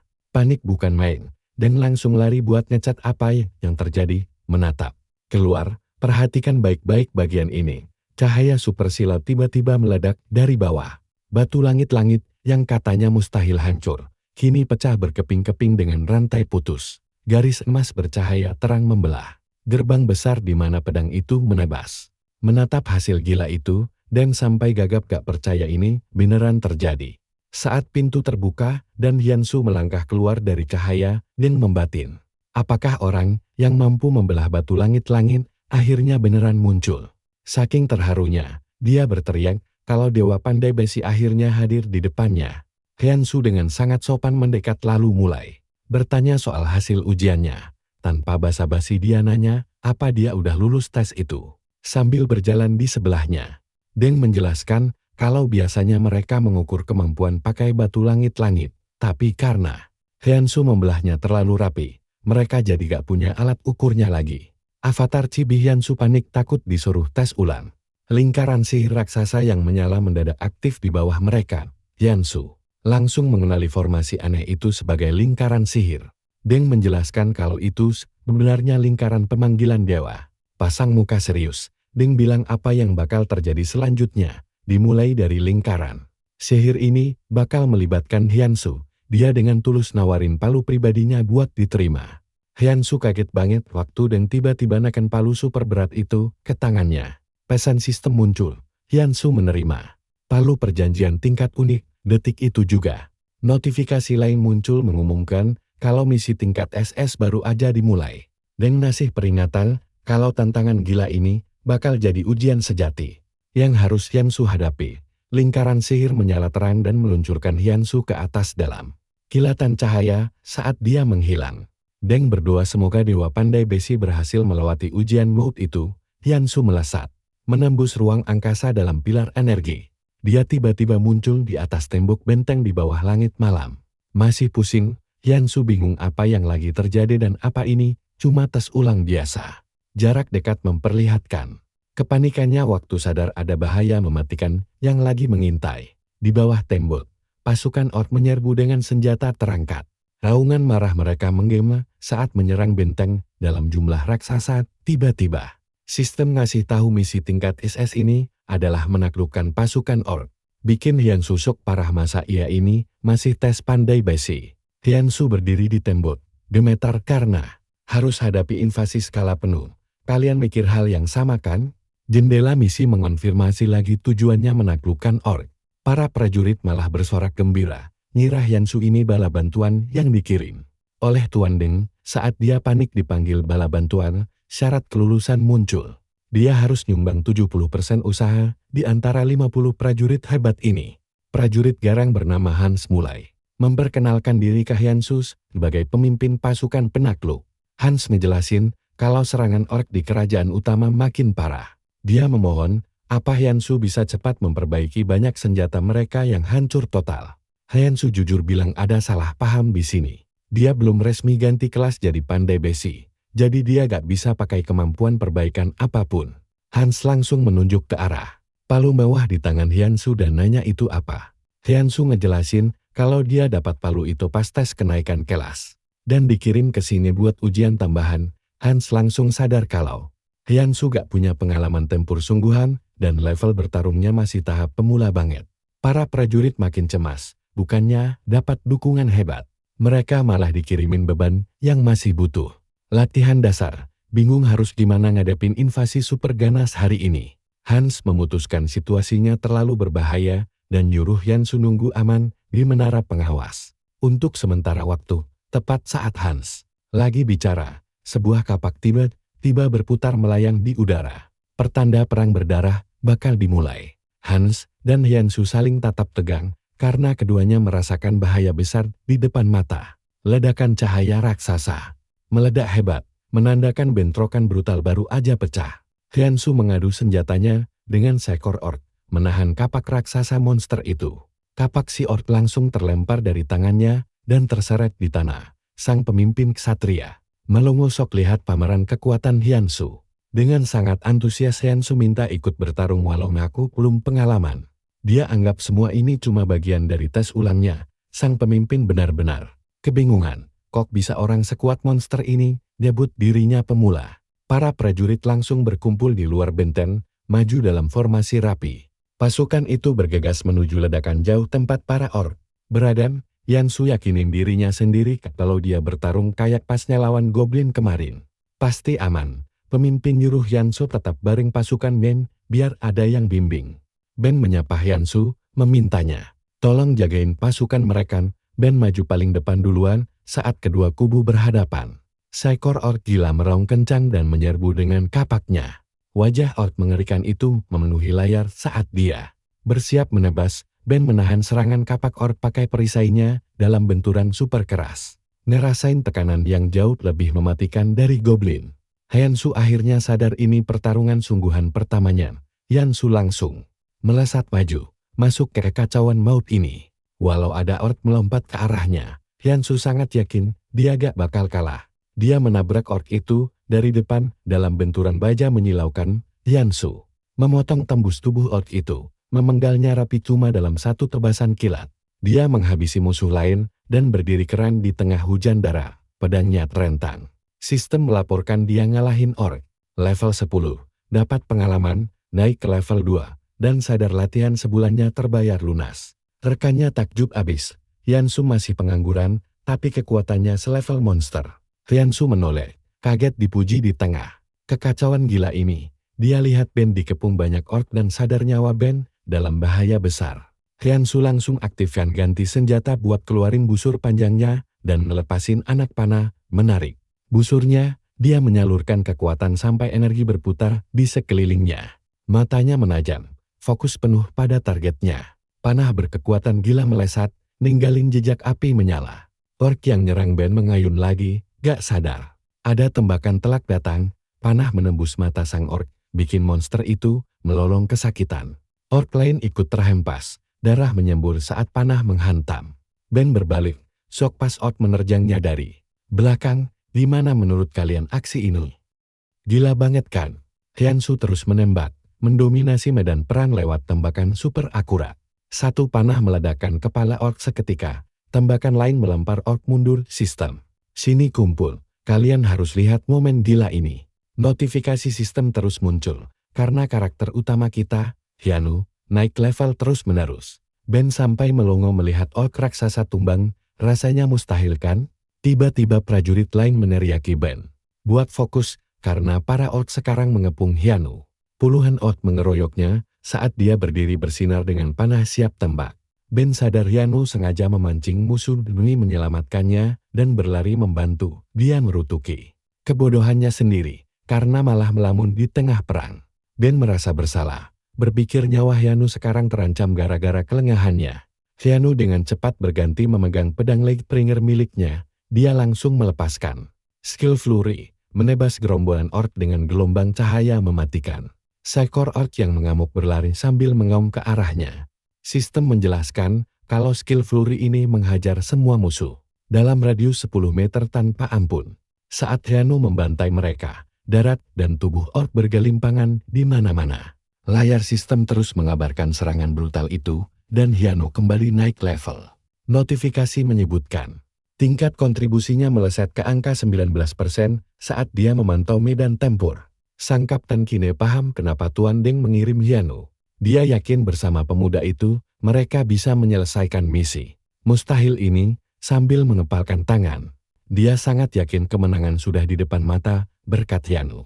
MC kita cuma tersenyum canggung saat yang lain memuji kekuatannya yang absurd. Sang kapten menyemangati semua orang, berteriak bahwa bersama Hyunu mereka bakal meratakan unit orc itu. Sistem mencatat aksi gila Hyunu berhasil mendongkrak mental pasukan. Dan dia perlahan merasa benar-benar menjadi bagian dari pasukan pembasmi ini. Tapi tunggu dulu, di tengah pertarungan, dia merasakan sesuatu yang janggal. Firasatnya memburuk, meski sistem terus melaporkan kenaikan levelnya. Gelombang orc yang mengamuk malah semakin banyak, dan kontribusinya mentok di angka 28%. Hyunu kebingungan, kenapa persentasenya sangat lambat padahal dia mengalahkan monster jauh lebih cepat dari siapapun selalu. Sebuah peringatan sistem muncul mengumumkan misi tersembunyi di tengah kekacauan ini. Teks misi itu memberi petunjuk kalau phase baru yang jauh lebih gila akan segera dimulai. Seekor orc petarung level 51 yang super besar dan berbaju sirah tebal muncul. Nah, coba kalian perhatikan baik-baik adegan ini. Melihat monster gila itu, sang kapten teriak menyuruh pasukannya berhenti. Menghadapi orc raksasa itu, sang kapten sadar musuh yang tidak pernah bisa mereka kalahkan akhirnya menampakkan diri. Dia menyiapkan mentalnya menghadapi sang musuh bebuyutan. Para prajurit berteriak panik ke arah kapten. Mereka baru sadar kalau sudah dikepung total oleh pasukan pimpinan orc petarung itu. Kapten mengumpat kesal, sadar mereka terlalu bernafsu maju tadi. Seseorang memanggilnya dengan cemas saat situasi makin kacau. Ben dan yang lainnya kembali membakar semangat juang mereka. Mereka bersumpah kali ini pasti bisa menjatuhkan orc elit tersebut. Sang kapten mengaum keras menyatakan mereka tidak akan pernah mundur lagi. Setelah berpikir keras sejenak, dia mengakui mereka tidak bisa terus bertarung pasif seperti ini selamanya. Dia memanggil semua orang, bersiap memberikan perintah penentu. Kapten lalu menginstruksikan serangan skala penuh ke arah musuh. Para ksatria langsung menerjang maju, terbawa emosi perintah sang kapten. Melihat kekonyolan itu, Hyunu panik karena semua orang kehilangan akal sehat dan maju nekat. Dia memutuskan memberi dukungan tembakan perlindungan dari belakang menggunakan panahnya. Tapi tembakan pertamanya malah terpental tanpa efek dari helm baja sang orc. Hyunu kaget sadar panah biasanya sama sekali tidak mempan melawan musuhnya, padahal busur panjangnya punya daya tembus dan akurasi tingkat dewa, tapi tetap saja gagal melukai. Si orc elit mendekat, membantai para ksatria dari jarak dekat dengan brutal. Narasi menjelaskan kalau kulit bos orc itu sendiri sudah sekeras sirah lapis baja. Hyunu menyimpulkan serangan panah biasa cuma buang-buang waktu. Kapten menggertakkan giginya, takut kekuatan mereka masih kurang, dan pada akhirnya bakal terpaksa mundur lagi. Namun seorang ksatria ngayal menolak mundur dan terus menyerang membabi buta. Bos orc itu langsung mengayunkan senjata raksasanya dengan kekuatan, menghancurkan. Hyanu segera menghunuskan pedangnya lagi dalam gerakan secepat kilat. Kapten melesat maju dan sukses menebas si orc, berhasil menciptakan darah pertama. Tapi dia langsung shock melihat kelanjutannya, sadar ada hal di luar dugaan terjadi. Tiba-tiba, sang kapten ambruk dengan luka super parah. Hyanu berteriak panik berlari menghampiri Kapten Hans yang terkapar di tanah. Melihat perisai mereka yang penyel, Hyanu sadar strategi mereka tadi 100% salah. Ben terhuyung-huyung, kelelahan, dan terluka parah setelah adu fisik yang brutal. Hyanu mulai frustrasi karena tidak ada serangannya yang bisa menembus sirah bos orc itu. Si monster terus melangkah maju dengan aura api mengerikan. Kalian pasti mikir hal yang sama denganku kan? Yap, kalau dibiarkan, pasukan ini bakal rata dengan tanah. Hyanu mengertakkan giginya, memutar otak mencari jalan keluar. Dia lalu berteriak keras memecah kekacauan demi menarik perhatian semua orang.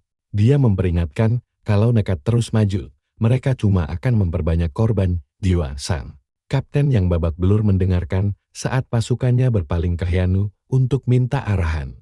Ben juga menatapnya, menunggu keputusan mutlak darinya. Hyanu langsung mengambil alih komando, menyuruh mereka merapatkan barisan dan fokus bertahan total. Dari atas batu, dia memerintahkan evakuasi kilat ke dalam hutan di belakang mereka dan berjanji akan menyusul. Ben menyuruh semua orang mematuhi perintah Hyanu dan segera mengevakuasi kapten sambil mengatur formasi mundur. Pasukan ksatria berlari menuju hutan, sementara Hyanu menyuruh mereka menjaga barisan. Ben memperingatkan kalau masuk ke hutan cuma menahan musuh sebentar saja. Hyanu membalas kalau dia cuma butuh mereka bertahan hidup selama 5 menit saja. Dia bertanya langsung pada Ben sanggupkah mereka menahannya. Ben berjanji akan bertahan apapun yang terjadi pasukan. Dan para orc itu pun saling bertabrakan masuk ke hutan bambu saat evakuasi dimulai. Para ksatria lari di antara pepohonan dikejar musuh. Sambil berlari, Hyanu menganalisa zirah kebal bos orc itu. Dia menyimpulkan masalah utamanya bukan pada zirah, dan dia harus mengubah pendekatannya. Jauh di dalam hutan bambu, Hyanu berhenti sendirian menyiapkan sesuatu. Dia mengeluarkan palu replika Tuan Deng, yang punya skill khusus untuk menggandakan item sekali pakai dengan cepat. Memperhatikan palu itu, Hyanu sangat yakin rencananya bakal sukses besar. Sementara itu, sisa ksatria di dalam hutan masih bertarung mati-matian melawan maut. Sang bos orc menghajar mereka dengan pukulan raksasa, membuat para prajurit beterbangan. Cipratan darah ganas membuktikan betapa hancurnya pasukan ini dihajar habis-habisan. Sang orc elit mendominasi secara mutlak di atas para ksatria yang kelelahan itu. Ben memaksakan diri berdiri, bersikeras menahan barisan. Dia terus mengulang ucapan 5 menit dari Hyanu, menyugesti dirinya sendiri, meski mulai takut mereka tidak akan bertahan. Dia kembali bersumpah pantang mundur. Bos orc lalu mengangkat senjatanya siap menghabisi Ben. Tapi di detik terakhir, sebuah pedang menangkis serangan fatal itu. Benturan energi terpancar ke udara, membuktikan betapa buasnya pertarungan ini. Ben merunduk, lalu membalas di jarak dekat. Dia berhasil melukai bos orc itu dalam-dalam sampai darahnya muncrat kemana-mana. Ben bengong melihat keajaiban ini, bingung apa yang baru saja terjadi. Dari kejauhan, dia melihat Hyanu bersinar terang saat orc berjatuhan. Menyadari bantuan datang, Hyanu berdiri mantap di hutan dengan membawa busur tanduknya, bersiap menembakkan tip amunisi baru. Bos orc yang mengamuk itu membalas dengan auman keras. Proyektil Hyanu selanjutnya melesat membelah udara menuju kepala sang monster. Tembakan epik itu mengebor ke dalam helm bos orc, membuatnya terhuyung mundur.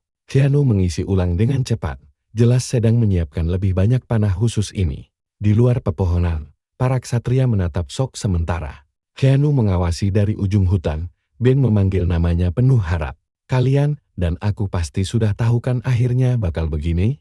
Hyanu dengan santai membidik lagi saat sistem menjelaskan dia memakai panah langka super cepat bernama Pian yang punya daya tembus dan serangan gila-gilaan. Dia ingat pernah membuat peluncur tabung bambu untuk panah pendek ini. Memakai palu Tuan Deng, dia sukses menggandakan proyektil Piang dengan cepat. Dia menggabungkan busur tanduk dan set Piang itu mendapat bonus daya serang berkali lipat. Di garis depan, monster elit terus maju saat Hyanu membidik tembakannya lagi. Para ksatria merapatkan perisai, mati-matian menahan serangan brutal musuh. Komandan mereka berteriak keras menyuruh bertahan sekuat tenaga demi memberi Hyanu waktu menyerang. Dan akhirnya Hyanu melepaskan serangan piang berkekuatan penuh dari busurnya. Panah kilat itu menghantam helm sang orc petarung dengan daya hancur luar biasa. Hyanu tersenyum melihat daya tembus serangannya sekarang benar-benar berada di luar nalar. Sini kumpul, kita tonton aksi gila ini. Tembakannya sekuat senapan. Dia menembak lagi, melepaskan proyektil mematikan. Tembakan terakhir meluncur bak kilatan cahaya. Langsung menghancurkan perisai dan sirah prajurit orc itu. Setelah membantai orc itu, Hyanu naik level dengan cepat, sementara sisa orc panik. Hyanu mendapat gelar pembantai orc, yang melipat gandakan kekuatannya, dan menebarkan teror mutlak ke jantung para monster itu. Ketakutan setengah mati, prajurit orc itu menjerit dan kabur, membuang senjatanya begitu saja. Narasi menyebutkan, orc itu lari terbirit-birit sementara sekutu Hyanu berteriak, agar jangan membiarkannya lolos. Tiba-tiba, orc berzirah, melompat ke arah Hyanu dari atas, mengincar serangan mematikan. Serangan itu menghantam tanah dengan ledakan dahsyat. Namun di bawah cahaya bulan, Hyanu dengan tenang menarik busurnya, bersiap menembak. Sebuah anak panah menghantam helm orc yang kabur, membuatnya sempoyongan. Dengan mata menyala, Hyanshu memasang panah spesial, siap mengakhiri semuanya. Panah berkekuatan penuh itu melesat membelah medan perang, mengejar si orc yang lari. Panah itu menancap tepat di dada si orc, memicu efek super mematikan.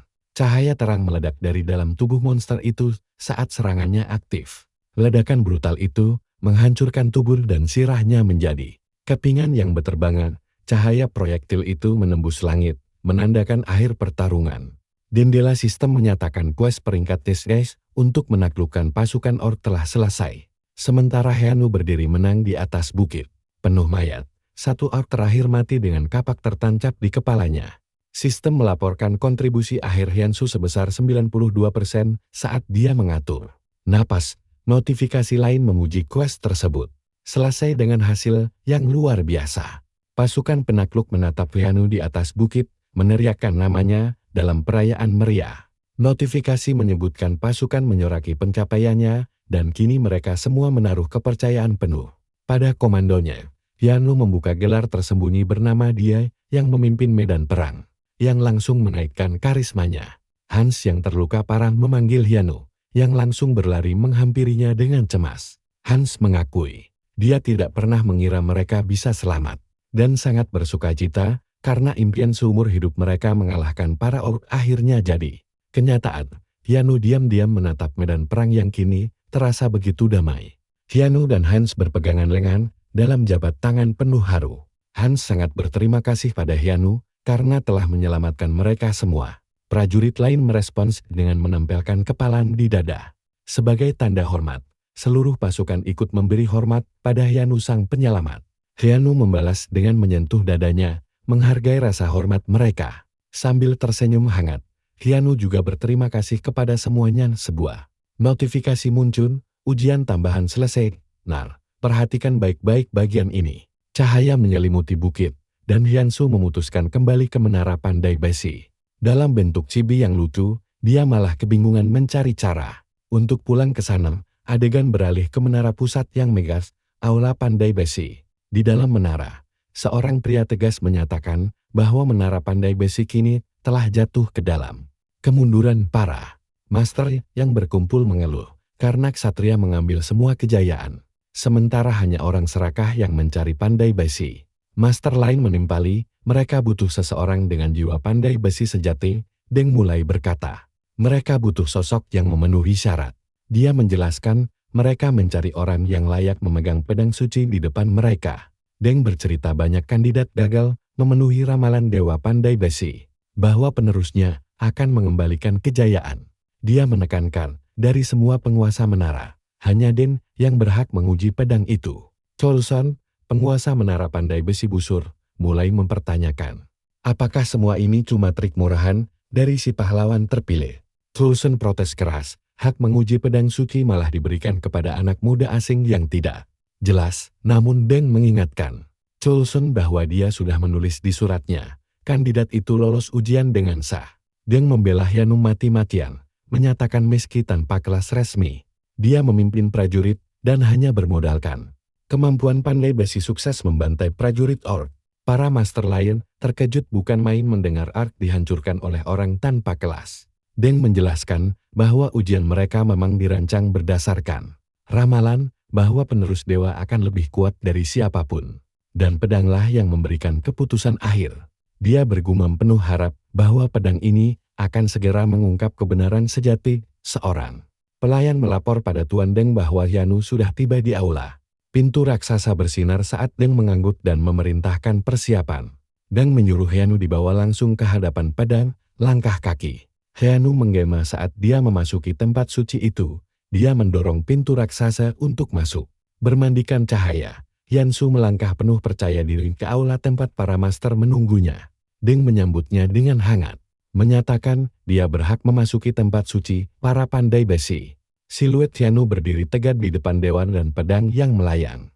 Saat mereka mengamatinya, Deng kembali menegaskan bahwa Hyanu juga telah mendapatkan hak untuk menantang pedang ramalan itu sendiri. Deng memperingatkan semuanya akan diputuskan saat Hyunsu menggenggam pedang itu. Dan menjanjikan hadiah yang pantas. Hyanu pun bergumam dalam hati bahwa karena dia berhasil menyelesaikan quest peringkat SS Extra, mungkin hadiahnya adalah perubahan kelas tingkat legendaris. Deng mengucapkan selamat padanya karena berhasil mencapai tempat paling mulia bersama para penguasa menara. Coulson dengan enggan memuji kecerdikan Hyunsu dalam krisis. Namun, dia langsung meremehkan Hyunsu. Mengklaim panahnya cuma tiruan murahan dari artefak terkenal bernama Senarian. Dia bahkan dengan sombong menambahkan bahwa Hyanu cuma menang karena busur epiknya. Kalian ikut emosi nggak sih dengarnya? Sambil menyeringai, Coulson menantang Hyunsu mencabut pedang untuk menguji keberuntungannya lagi. Bibir Hyunsu terkatup rapat saat menahan amarah. Mendengarkan dalam diam, narasi memperkenalkan sosok-sosok yang berkumpul ini sebagai para master menara pandai besi yang mengelilingi pedang suci. Disebutkan bahwa setiap master telah menciptakan senjata legendaris yang membentuk dunia Aris. Mereka adalah karakter NPC super terkenal di dalam game. Hyunsu menyadari sebagai pandai besi top, mereka pasti punya level sangat tinggi dan gelar mengerikan, terutama si Coulson, yang berada di level 365. Meski begitu, Hyunsu merasa keahliannya sama sekali tidak kalah saing. Dia penasaran bagaimana jadinya kalau mereka adu mekanik murni tanpa bonus gelar saat dia bersiap bilang bisa melakukannya. Pedang ramalan itu tiba-tiba bergerak sendiri. Pedang tersebut meledak dengan kekuatan besar dan menancap keras ke tanah. Deng dan master lainnya panik berlari maju melihat fenomena aneh ini. Pedang itu meledak menjadi energi murni. Pecahan dan cahayanya menyebar kemana-mana. Pilar cahaya menyilaukan menelannya, sementara yang lain terhempas mundur. Hyanu panik bukan kepalang saat kekuatan pedang itu melilitnya dan menyatu ke dalam tubuhnya. Terkejut, dia memegang dadanya yang bersinar sambil terbata-bata. Bingung kemana pedang itu menghilang, Deng berlari mendekat, berseru bahwa semuanya terjadi persis seperti yang diharapkan. Dia menggertakkan giginya menahan emosi yang meluap-luap. Sambil tertawa liar, Deng menyatakan inilah makna sebenarnya dari ramalan yang terwujud. Coulson dengan pahit menyadari mereka sudah capek-capek membuat ritual rumit yang tidak berguna. Karena penerus sejati tidak perlu mencabut pedang sama sekali. Marah besar, dia mengutuk rentetan kejadian gila ini dalam hati, pesan sistem. Memberi selamat pada Hyun, sementara Coulson berteriak menolak mentah-mentah hasil ini. Jendela lain mengumumkan kemunculan kelas dewa pertama di dunia Aris. Coulson sangat shock karena bukan dia atau Den, tapi orang asing yang mendapatkannya. Sistem merinci bahwa Hyunsu telah berubah menjadi kelas dewa pandai besi. Membuat pihak Deng kegirangan. Antar muka menampilkan status barunya Hyunsu, level 10. Dewa pandai besi. Hyanu melongo menyadari dia baru saja mendapatkan kelas dewa pertama di game ini. Gelar unik peringkat SSS baru, Dewa Pandai Besi, langsung diberikan padanya. Efek gelar menyatakan dia mengabaikan batasan level material saat memalsu dan mendapat penguasaan berdasarkan tip artefak. Gelar itu menjanjikan bahwa, sebagai pandai besi, dia bisa jadi yang terkuat dan membuka quest kelas pedang masa depan.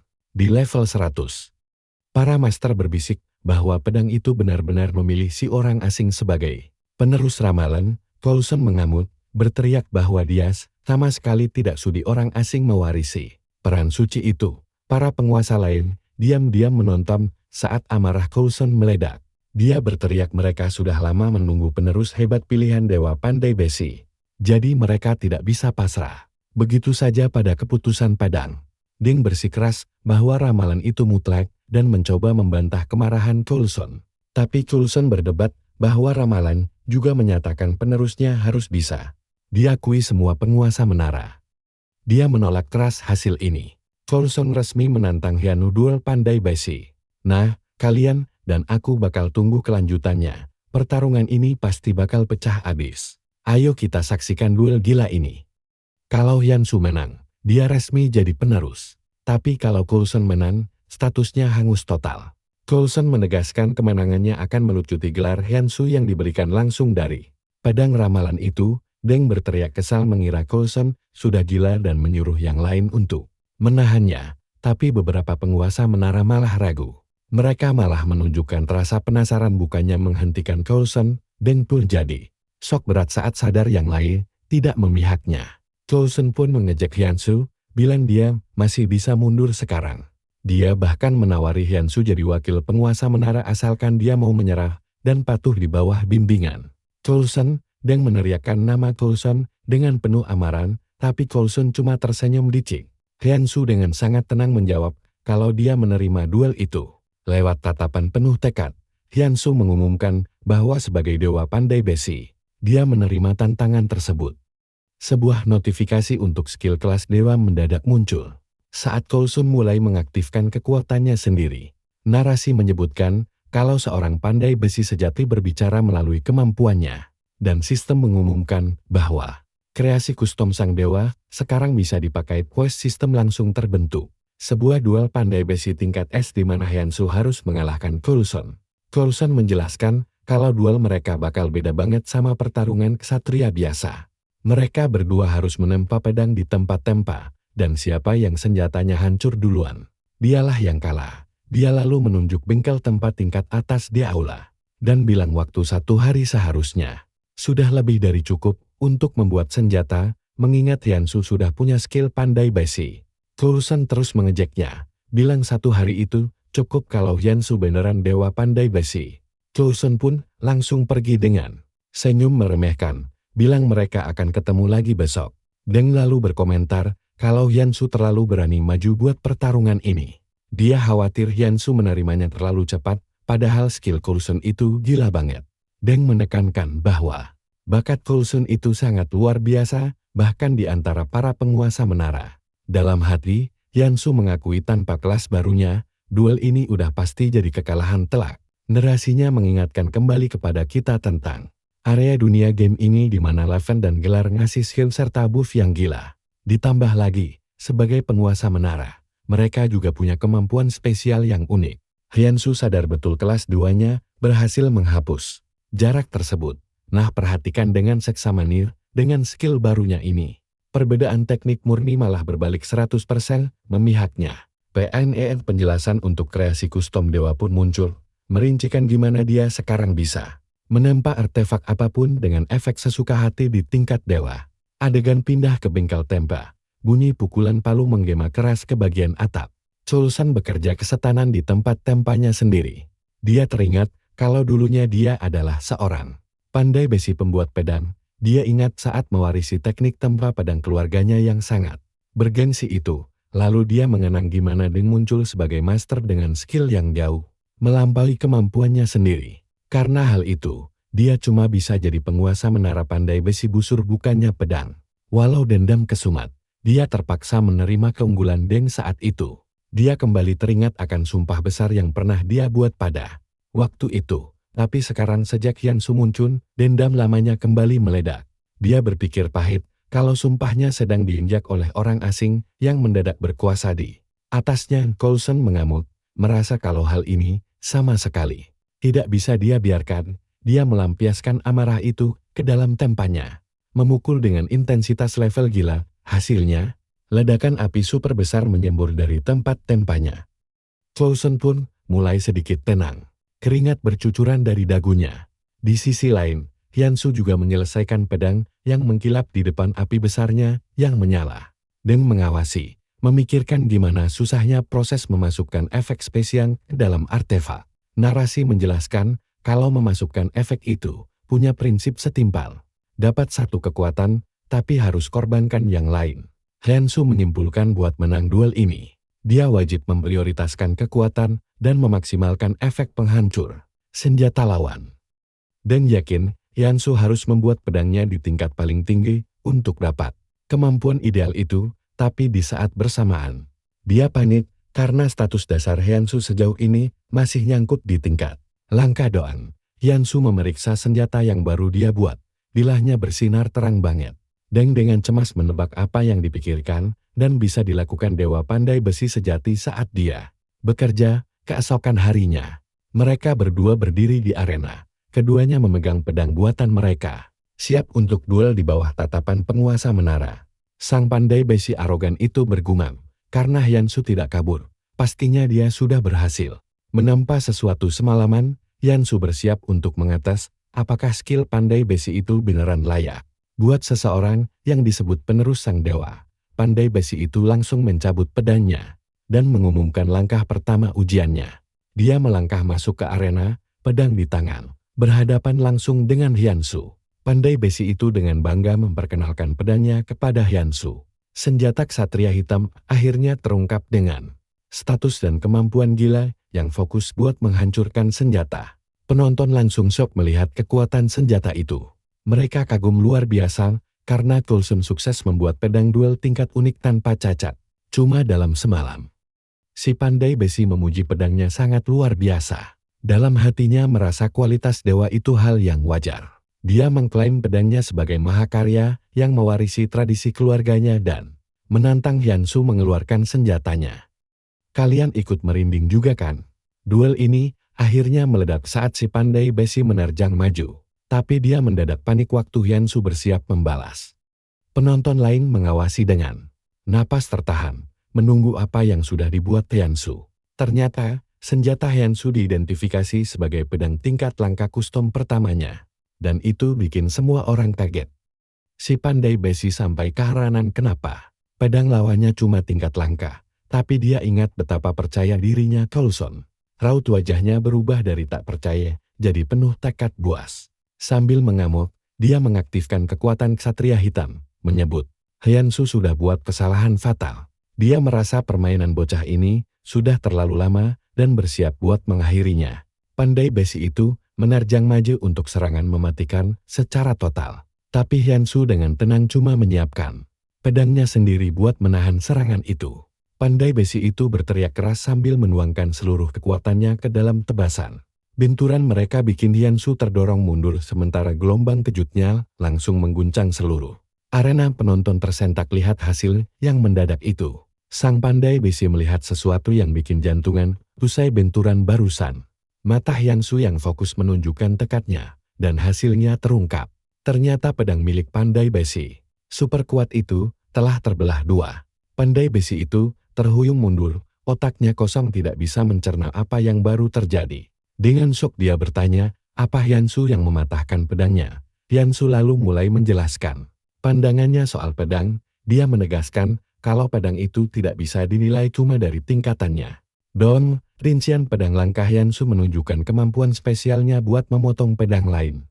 Walau dengan keawetan terbatas dan mustahil buat diperbaiki, sebuah memori mendadak muncul tentang seseorang yang meramalkan kalau suatu hari Dewa Pandai Besi bakal turun ke tanah ini. Dalam kilas balik masa kecil, seorang guru memberitahu muridnya kalau sosok revolusioner bakal muncul dan kesempatan buat bertemu dengannya itu terbuka untuk siapa saja. Bocah itu dengan antusias bertanya ke ayahnya, apa dengan jadi Pandai Besi hebat dia bisa menerima ajaran sang dewan kembali ke masa kini.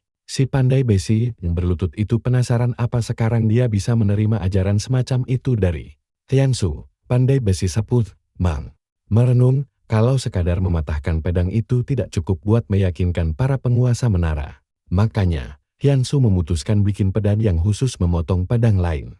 Seseorang bingung emang hal sekeras itu mungkin dilakukan? Mang pun menjelaskan di tempat tembak kalau membuat artefak level dewa semacam itu susahnya luar biasa gila. Dia lanjut bilang keberhasilan itu murni bergantung pada skill, kerja keras, dan teknik yang bakal menentukan nilai efeknya. Mang merasa keputusan berani yang di luar nalar ditambah dengan pengetahuan buat mewujudkannya. Itulah yang bikin seseorang layak disebut dewa pandai besi sejati. Dia yakin 100% kalau Hyunsoo punya semua kualitas langka itu. Pandai besi yang kalah berbisik, dewa pandai besi saat dia mulai sadar, dia langsung berhasrat bisa menempa pedang sakti kayak milik Hyunsoo. Hyunsoo cuma tersenyum ramah mendengarnya. Pandai besi itu kembali ingat ajaran lamanya kalau kata mustahil itu sebenarnya tidak ada air mata. Langsung menggenang di matanya saat pelajaran berharga itu meresap. Sambil berlutut, dia memperkenalkan dirinya secara formal sebagai Coulson, penguasa menara dari para pandai besi busur. Coulson bersujud di depan Hyunsoo, menyapanya sebagai sang dewa pandai besi. Sementara pesan sistem langsung mengonfirmasi kalau quest duel pandai besi sudah selesai. Ditaklukkan. Adegan pindah ke menara pandai besi yang menjulang megah. Tak lama setelah itu, di dalam arena, Coulson memanggil Tuan Hyunsoo. Coulson dan Mang memberi sebuah pate ke Hyunsoo, memohon supaya dia mau menerima hadiah mereka. Pas dibuka, isinya hadiah pertama 500 koin emas berkilau.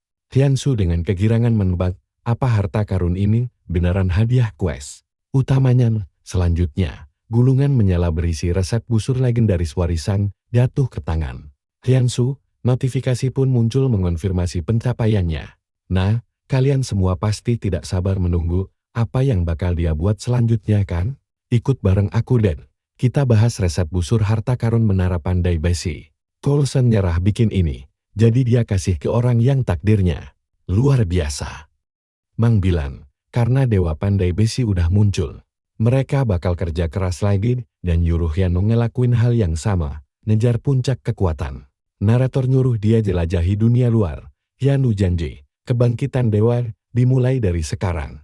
Balik ke dunia nyata, di jalanan minimarket tempat dia tinggal. Mang dan Hyunsoo asyik minum bir di luar. Mang ketawa bahagia, ngerayain sohimnya yang baru aja dapat kelas dewa. Sambil nikmatin bir gratisan. Mang awalnya nyaranin game Aris biar skill Hyunsoo kepake, tapi nggak nyangka bakal sejago ini. Penderitaannya di bengkel akhirnya kebayar. Terus, Mang penasaran emang, apa hebatnya kelas dewa itu? Hyunsoo jawab santai, belum ada efek dramatisir. Dia malah lebih pusing mikirin tagihan rumah sakit bapaknya yang numpuk. Mengabarin obat baru, bapaknya nggak di cover asuransi, harganya tembus 20 juta won. Belum lagi biaya pengobatan luka bakar Hyunsoo sendiri. Mang ngingetin, ngandelin kelas doang nggak bikin kaya, karena ada batas stamina buat bikin artefak. Dia wajib naik level. Hyunsoo merenung, mencerna nasihat itu. Mang ngasih ide, Hyunsoo harus temenan sama top player di Aris buat dapet bahan langka. Terus bikin artefak tingkat dewa. Hyunsoo langsung mikir keras. Gimana cara deketin orang terkenal? Mang dengan nyuruh Hyunsoo nunggu aja. Sambil ngebayangin karakter warriornya, Mang janji bakal jadi pro dan ngegendong Hyunsoo. Hyunsoo ngeledek, mending urusin dulu kerjaan dunia nyata, biar nggak dipecat. Mang langsung protes keras. Di sisi lain, forum game Aris lagi heboh banget. Pemain bernama Lord dapat kelas legendaris. Para user kaget, Lord yang mentok di ranking 21, akhirnya pecah telur. Pasti ada rahasia di baliknya. Gambarnya nunjukin Lord diselimuti api super epic. Member kekuatan baru, tatapannya tajam banget. Tapi, berita paling gilanya di forum, ternyata bukan cuma itu. Lord berhasil ngalahin Raja Pedang Barat. Padahal sebelumnya nggak ada yang bisa nyentuh bos itu. Semua bingung gimana caranya, terus kita lihat kilas baliknya. Barat nyerang habis-habisan sampai keringetan, tapi Lord cuma ngehindar santai. Sang Raja Pedang sampai shock. Lord berdiri tenang bawa pedang apinya, mendominasi total. Coba kalian bayangin ada di posisi Hyunsoo sekarang, 30 juta won, melayang tiap bulan. Sambil jalan ke rumah sakit, dia sadar tagihan. Bapaknya harus lunas hari itu juga. Semua hadiah quest dan duit lelang ternyata masih kurang jauh. Pengobatan nggak boleh putus. Tiba-tiba, HP-nya bunyi. Matanya langsung melotot kaget lihat layar. Pedang buatan pertama Hyunsoo kejual lebih dari 53.000 gold ke user Lord. Bikin jantungan aja. Hyunsoo langsung lari ngibrit ke kasir rumah sakit. Sambil ngos-ngosan, dia teriak mau ngelunasin semua tagihan hari ini. Fix, karena tuan ini, dia nggak bakal pensiun dari game Aris. Ada chat dari Lord yang makasih banget karena pedang itu ngebantu dia lolos ujian Barret. Lord bilang, senjata itu aslinya sangat berharga, 50 juta won itu kemurahan. Pedang itu bikin Lord bisa nangkis serangan Barret dan nyari celah. Sang Raja Pedang pun kaget. Pertahanannya jebol. Kenalin nih, Lord si penguasa kerajaan Goyard. Katanya, Raja Pedang Barret sekarang nungguin Hyanu buat dibikinin pedang. Hyanu cuma bisa melongo. Dia nyebut nama Barret berkali-kali. Lord nyuruh Hyanu buruan nemuin NPC itu. Hyanu natap langit. Sadar ini peluang emas seumur hidup. Kalau sukses, dia bisa bayar rumah sakit bapaknya dan beli obat. Tekadnya udah bulat, dia mau ketemu Barret. Tambah satu misi lagi, cari bengkel yang hilang. Cerita geser ke pemandangan kota. Sepatu mengkilap turun dari mobil, menampilkan pria berjas rapi yang auranya menyeramkan. Pasti kalian mikir dia udah aman. Wolf, tunggu dulu. Pria itu datang ke bengkel, ngingetin Hyanu kalau waktu bayar utangnya sisa sebulan. Malam tiba, di apartemennya yang menyala. Ada kabar buruk lewat telepon. Hyanu lemes banget dengar kalau dia belum bisa ketemu Barret sekarang. Suara di telepon ngomelin dia. Bocah level 10, jangan ngarip ketemu raja cuma modal kelas dewa. Buat ketemu NPC elit kayak Barret, level dan reputasinya harus seimbang. Intinya, Hyanu wajib sentuh level 200. Gila nggak tuh? Tapi tenang, katanya masih ada satu jalan pintas. Turnamen bela diri Goyard. Event tahunan ini khusus buat pemain level 50-an. Gambarnya nunjukin pertarungan brutal, asik banget buat ditonton. Barret bikin turnamen ini buat nyari bibit unggul. Mengabarin eventnya udah dekat dan pemenangnya bakal dapat uang tunai langsung dari Barret. Jelas, ini satu-satunya cara paling masuk akal. Balik lagi ke game, ada kereta kuda lewat hutan. Hyanu duduk di kereta, pakai armor lengkap. Dia ingat pesan Mang buat pergi ke wilayah kastil yang lagi kacau di perbatasan. Kastil itu terus-terusan diserang undead dan butuh banget skill Hyanu. Pemain di sana harus mati-matian nahan serangan monster zombie. Sini merapat, karena ini seru. Kastil itu tempat tercepat buat naik level. Saat kereta makin dekat, Hyanu membulatkan tekad buat menghabisi mereka semua.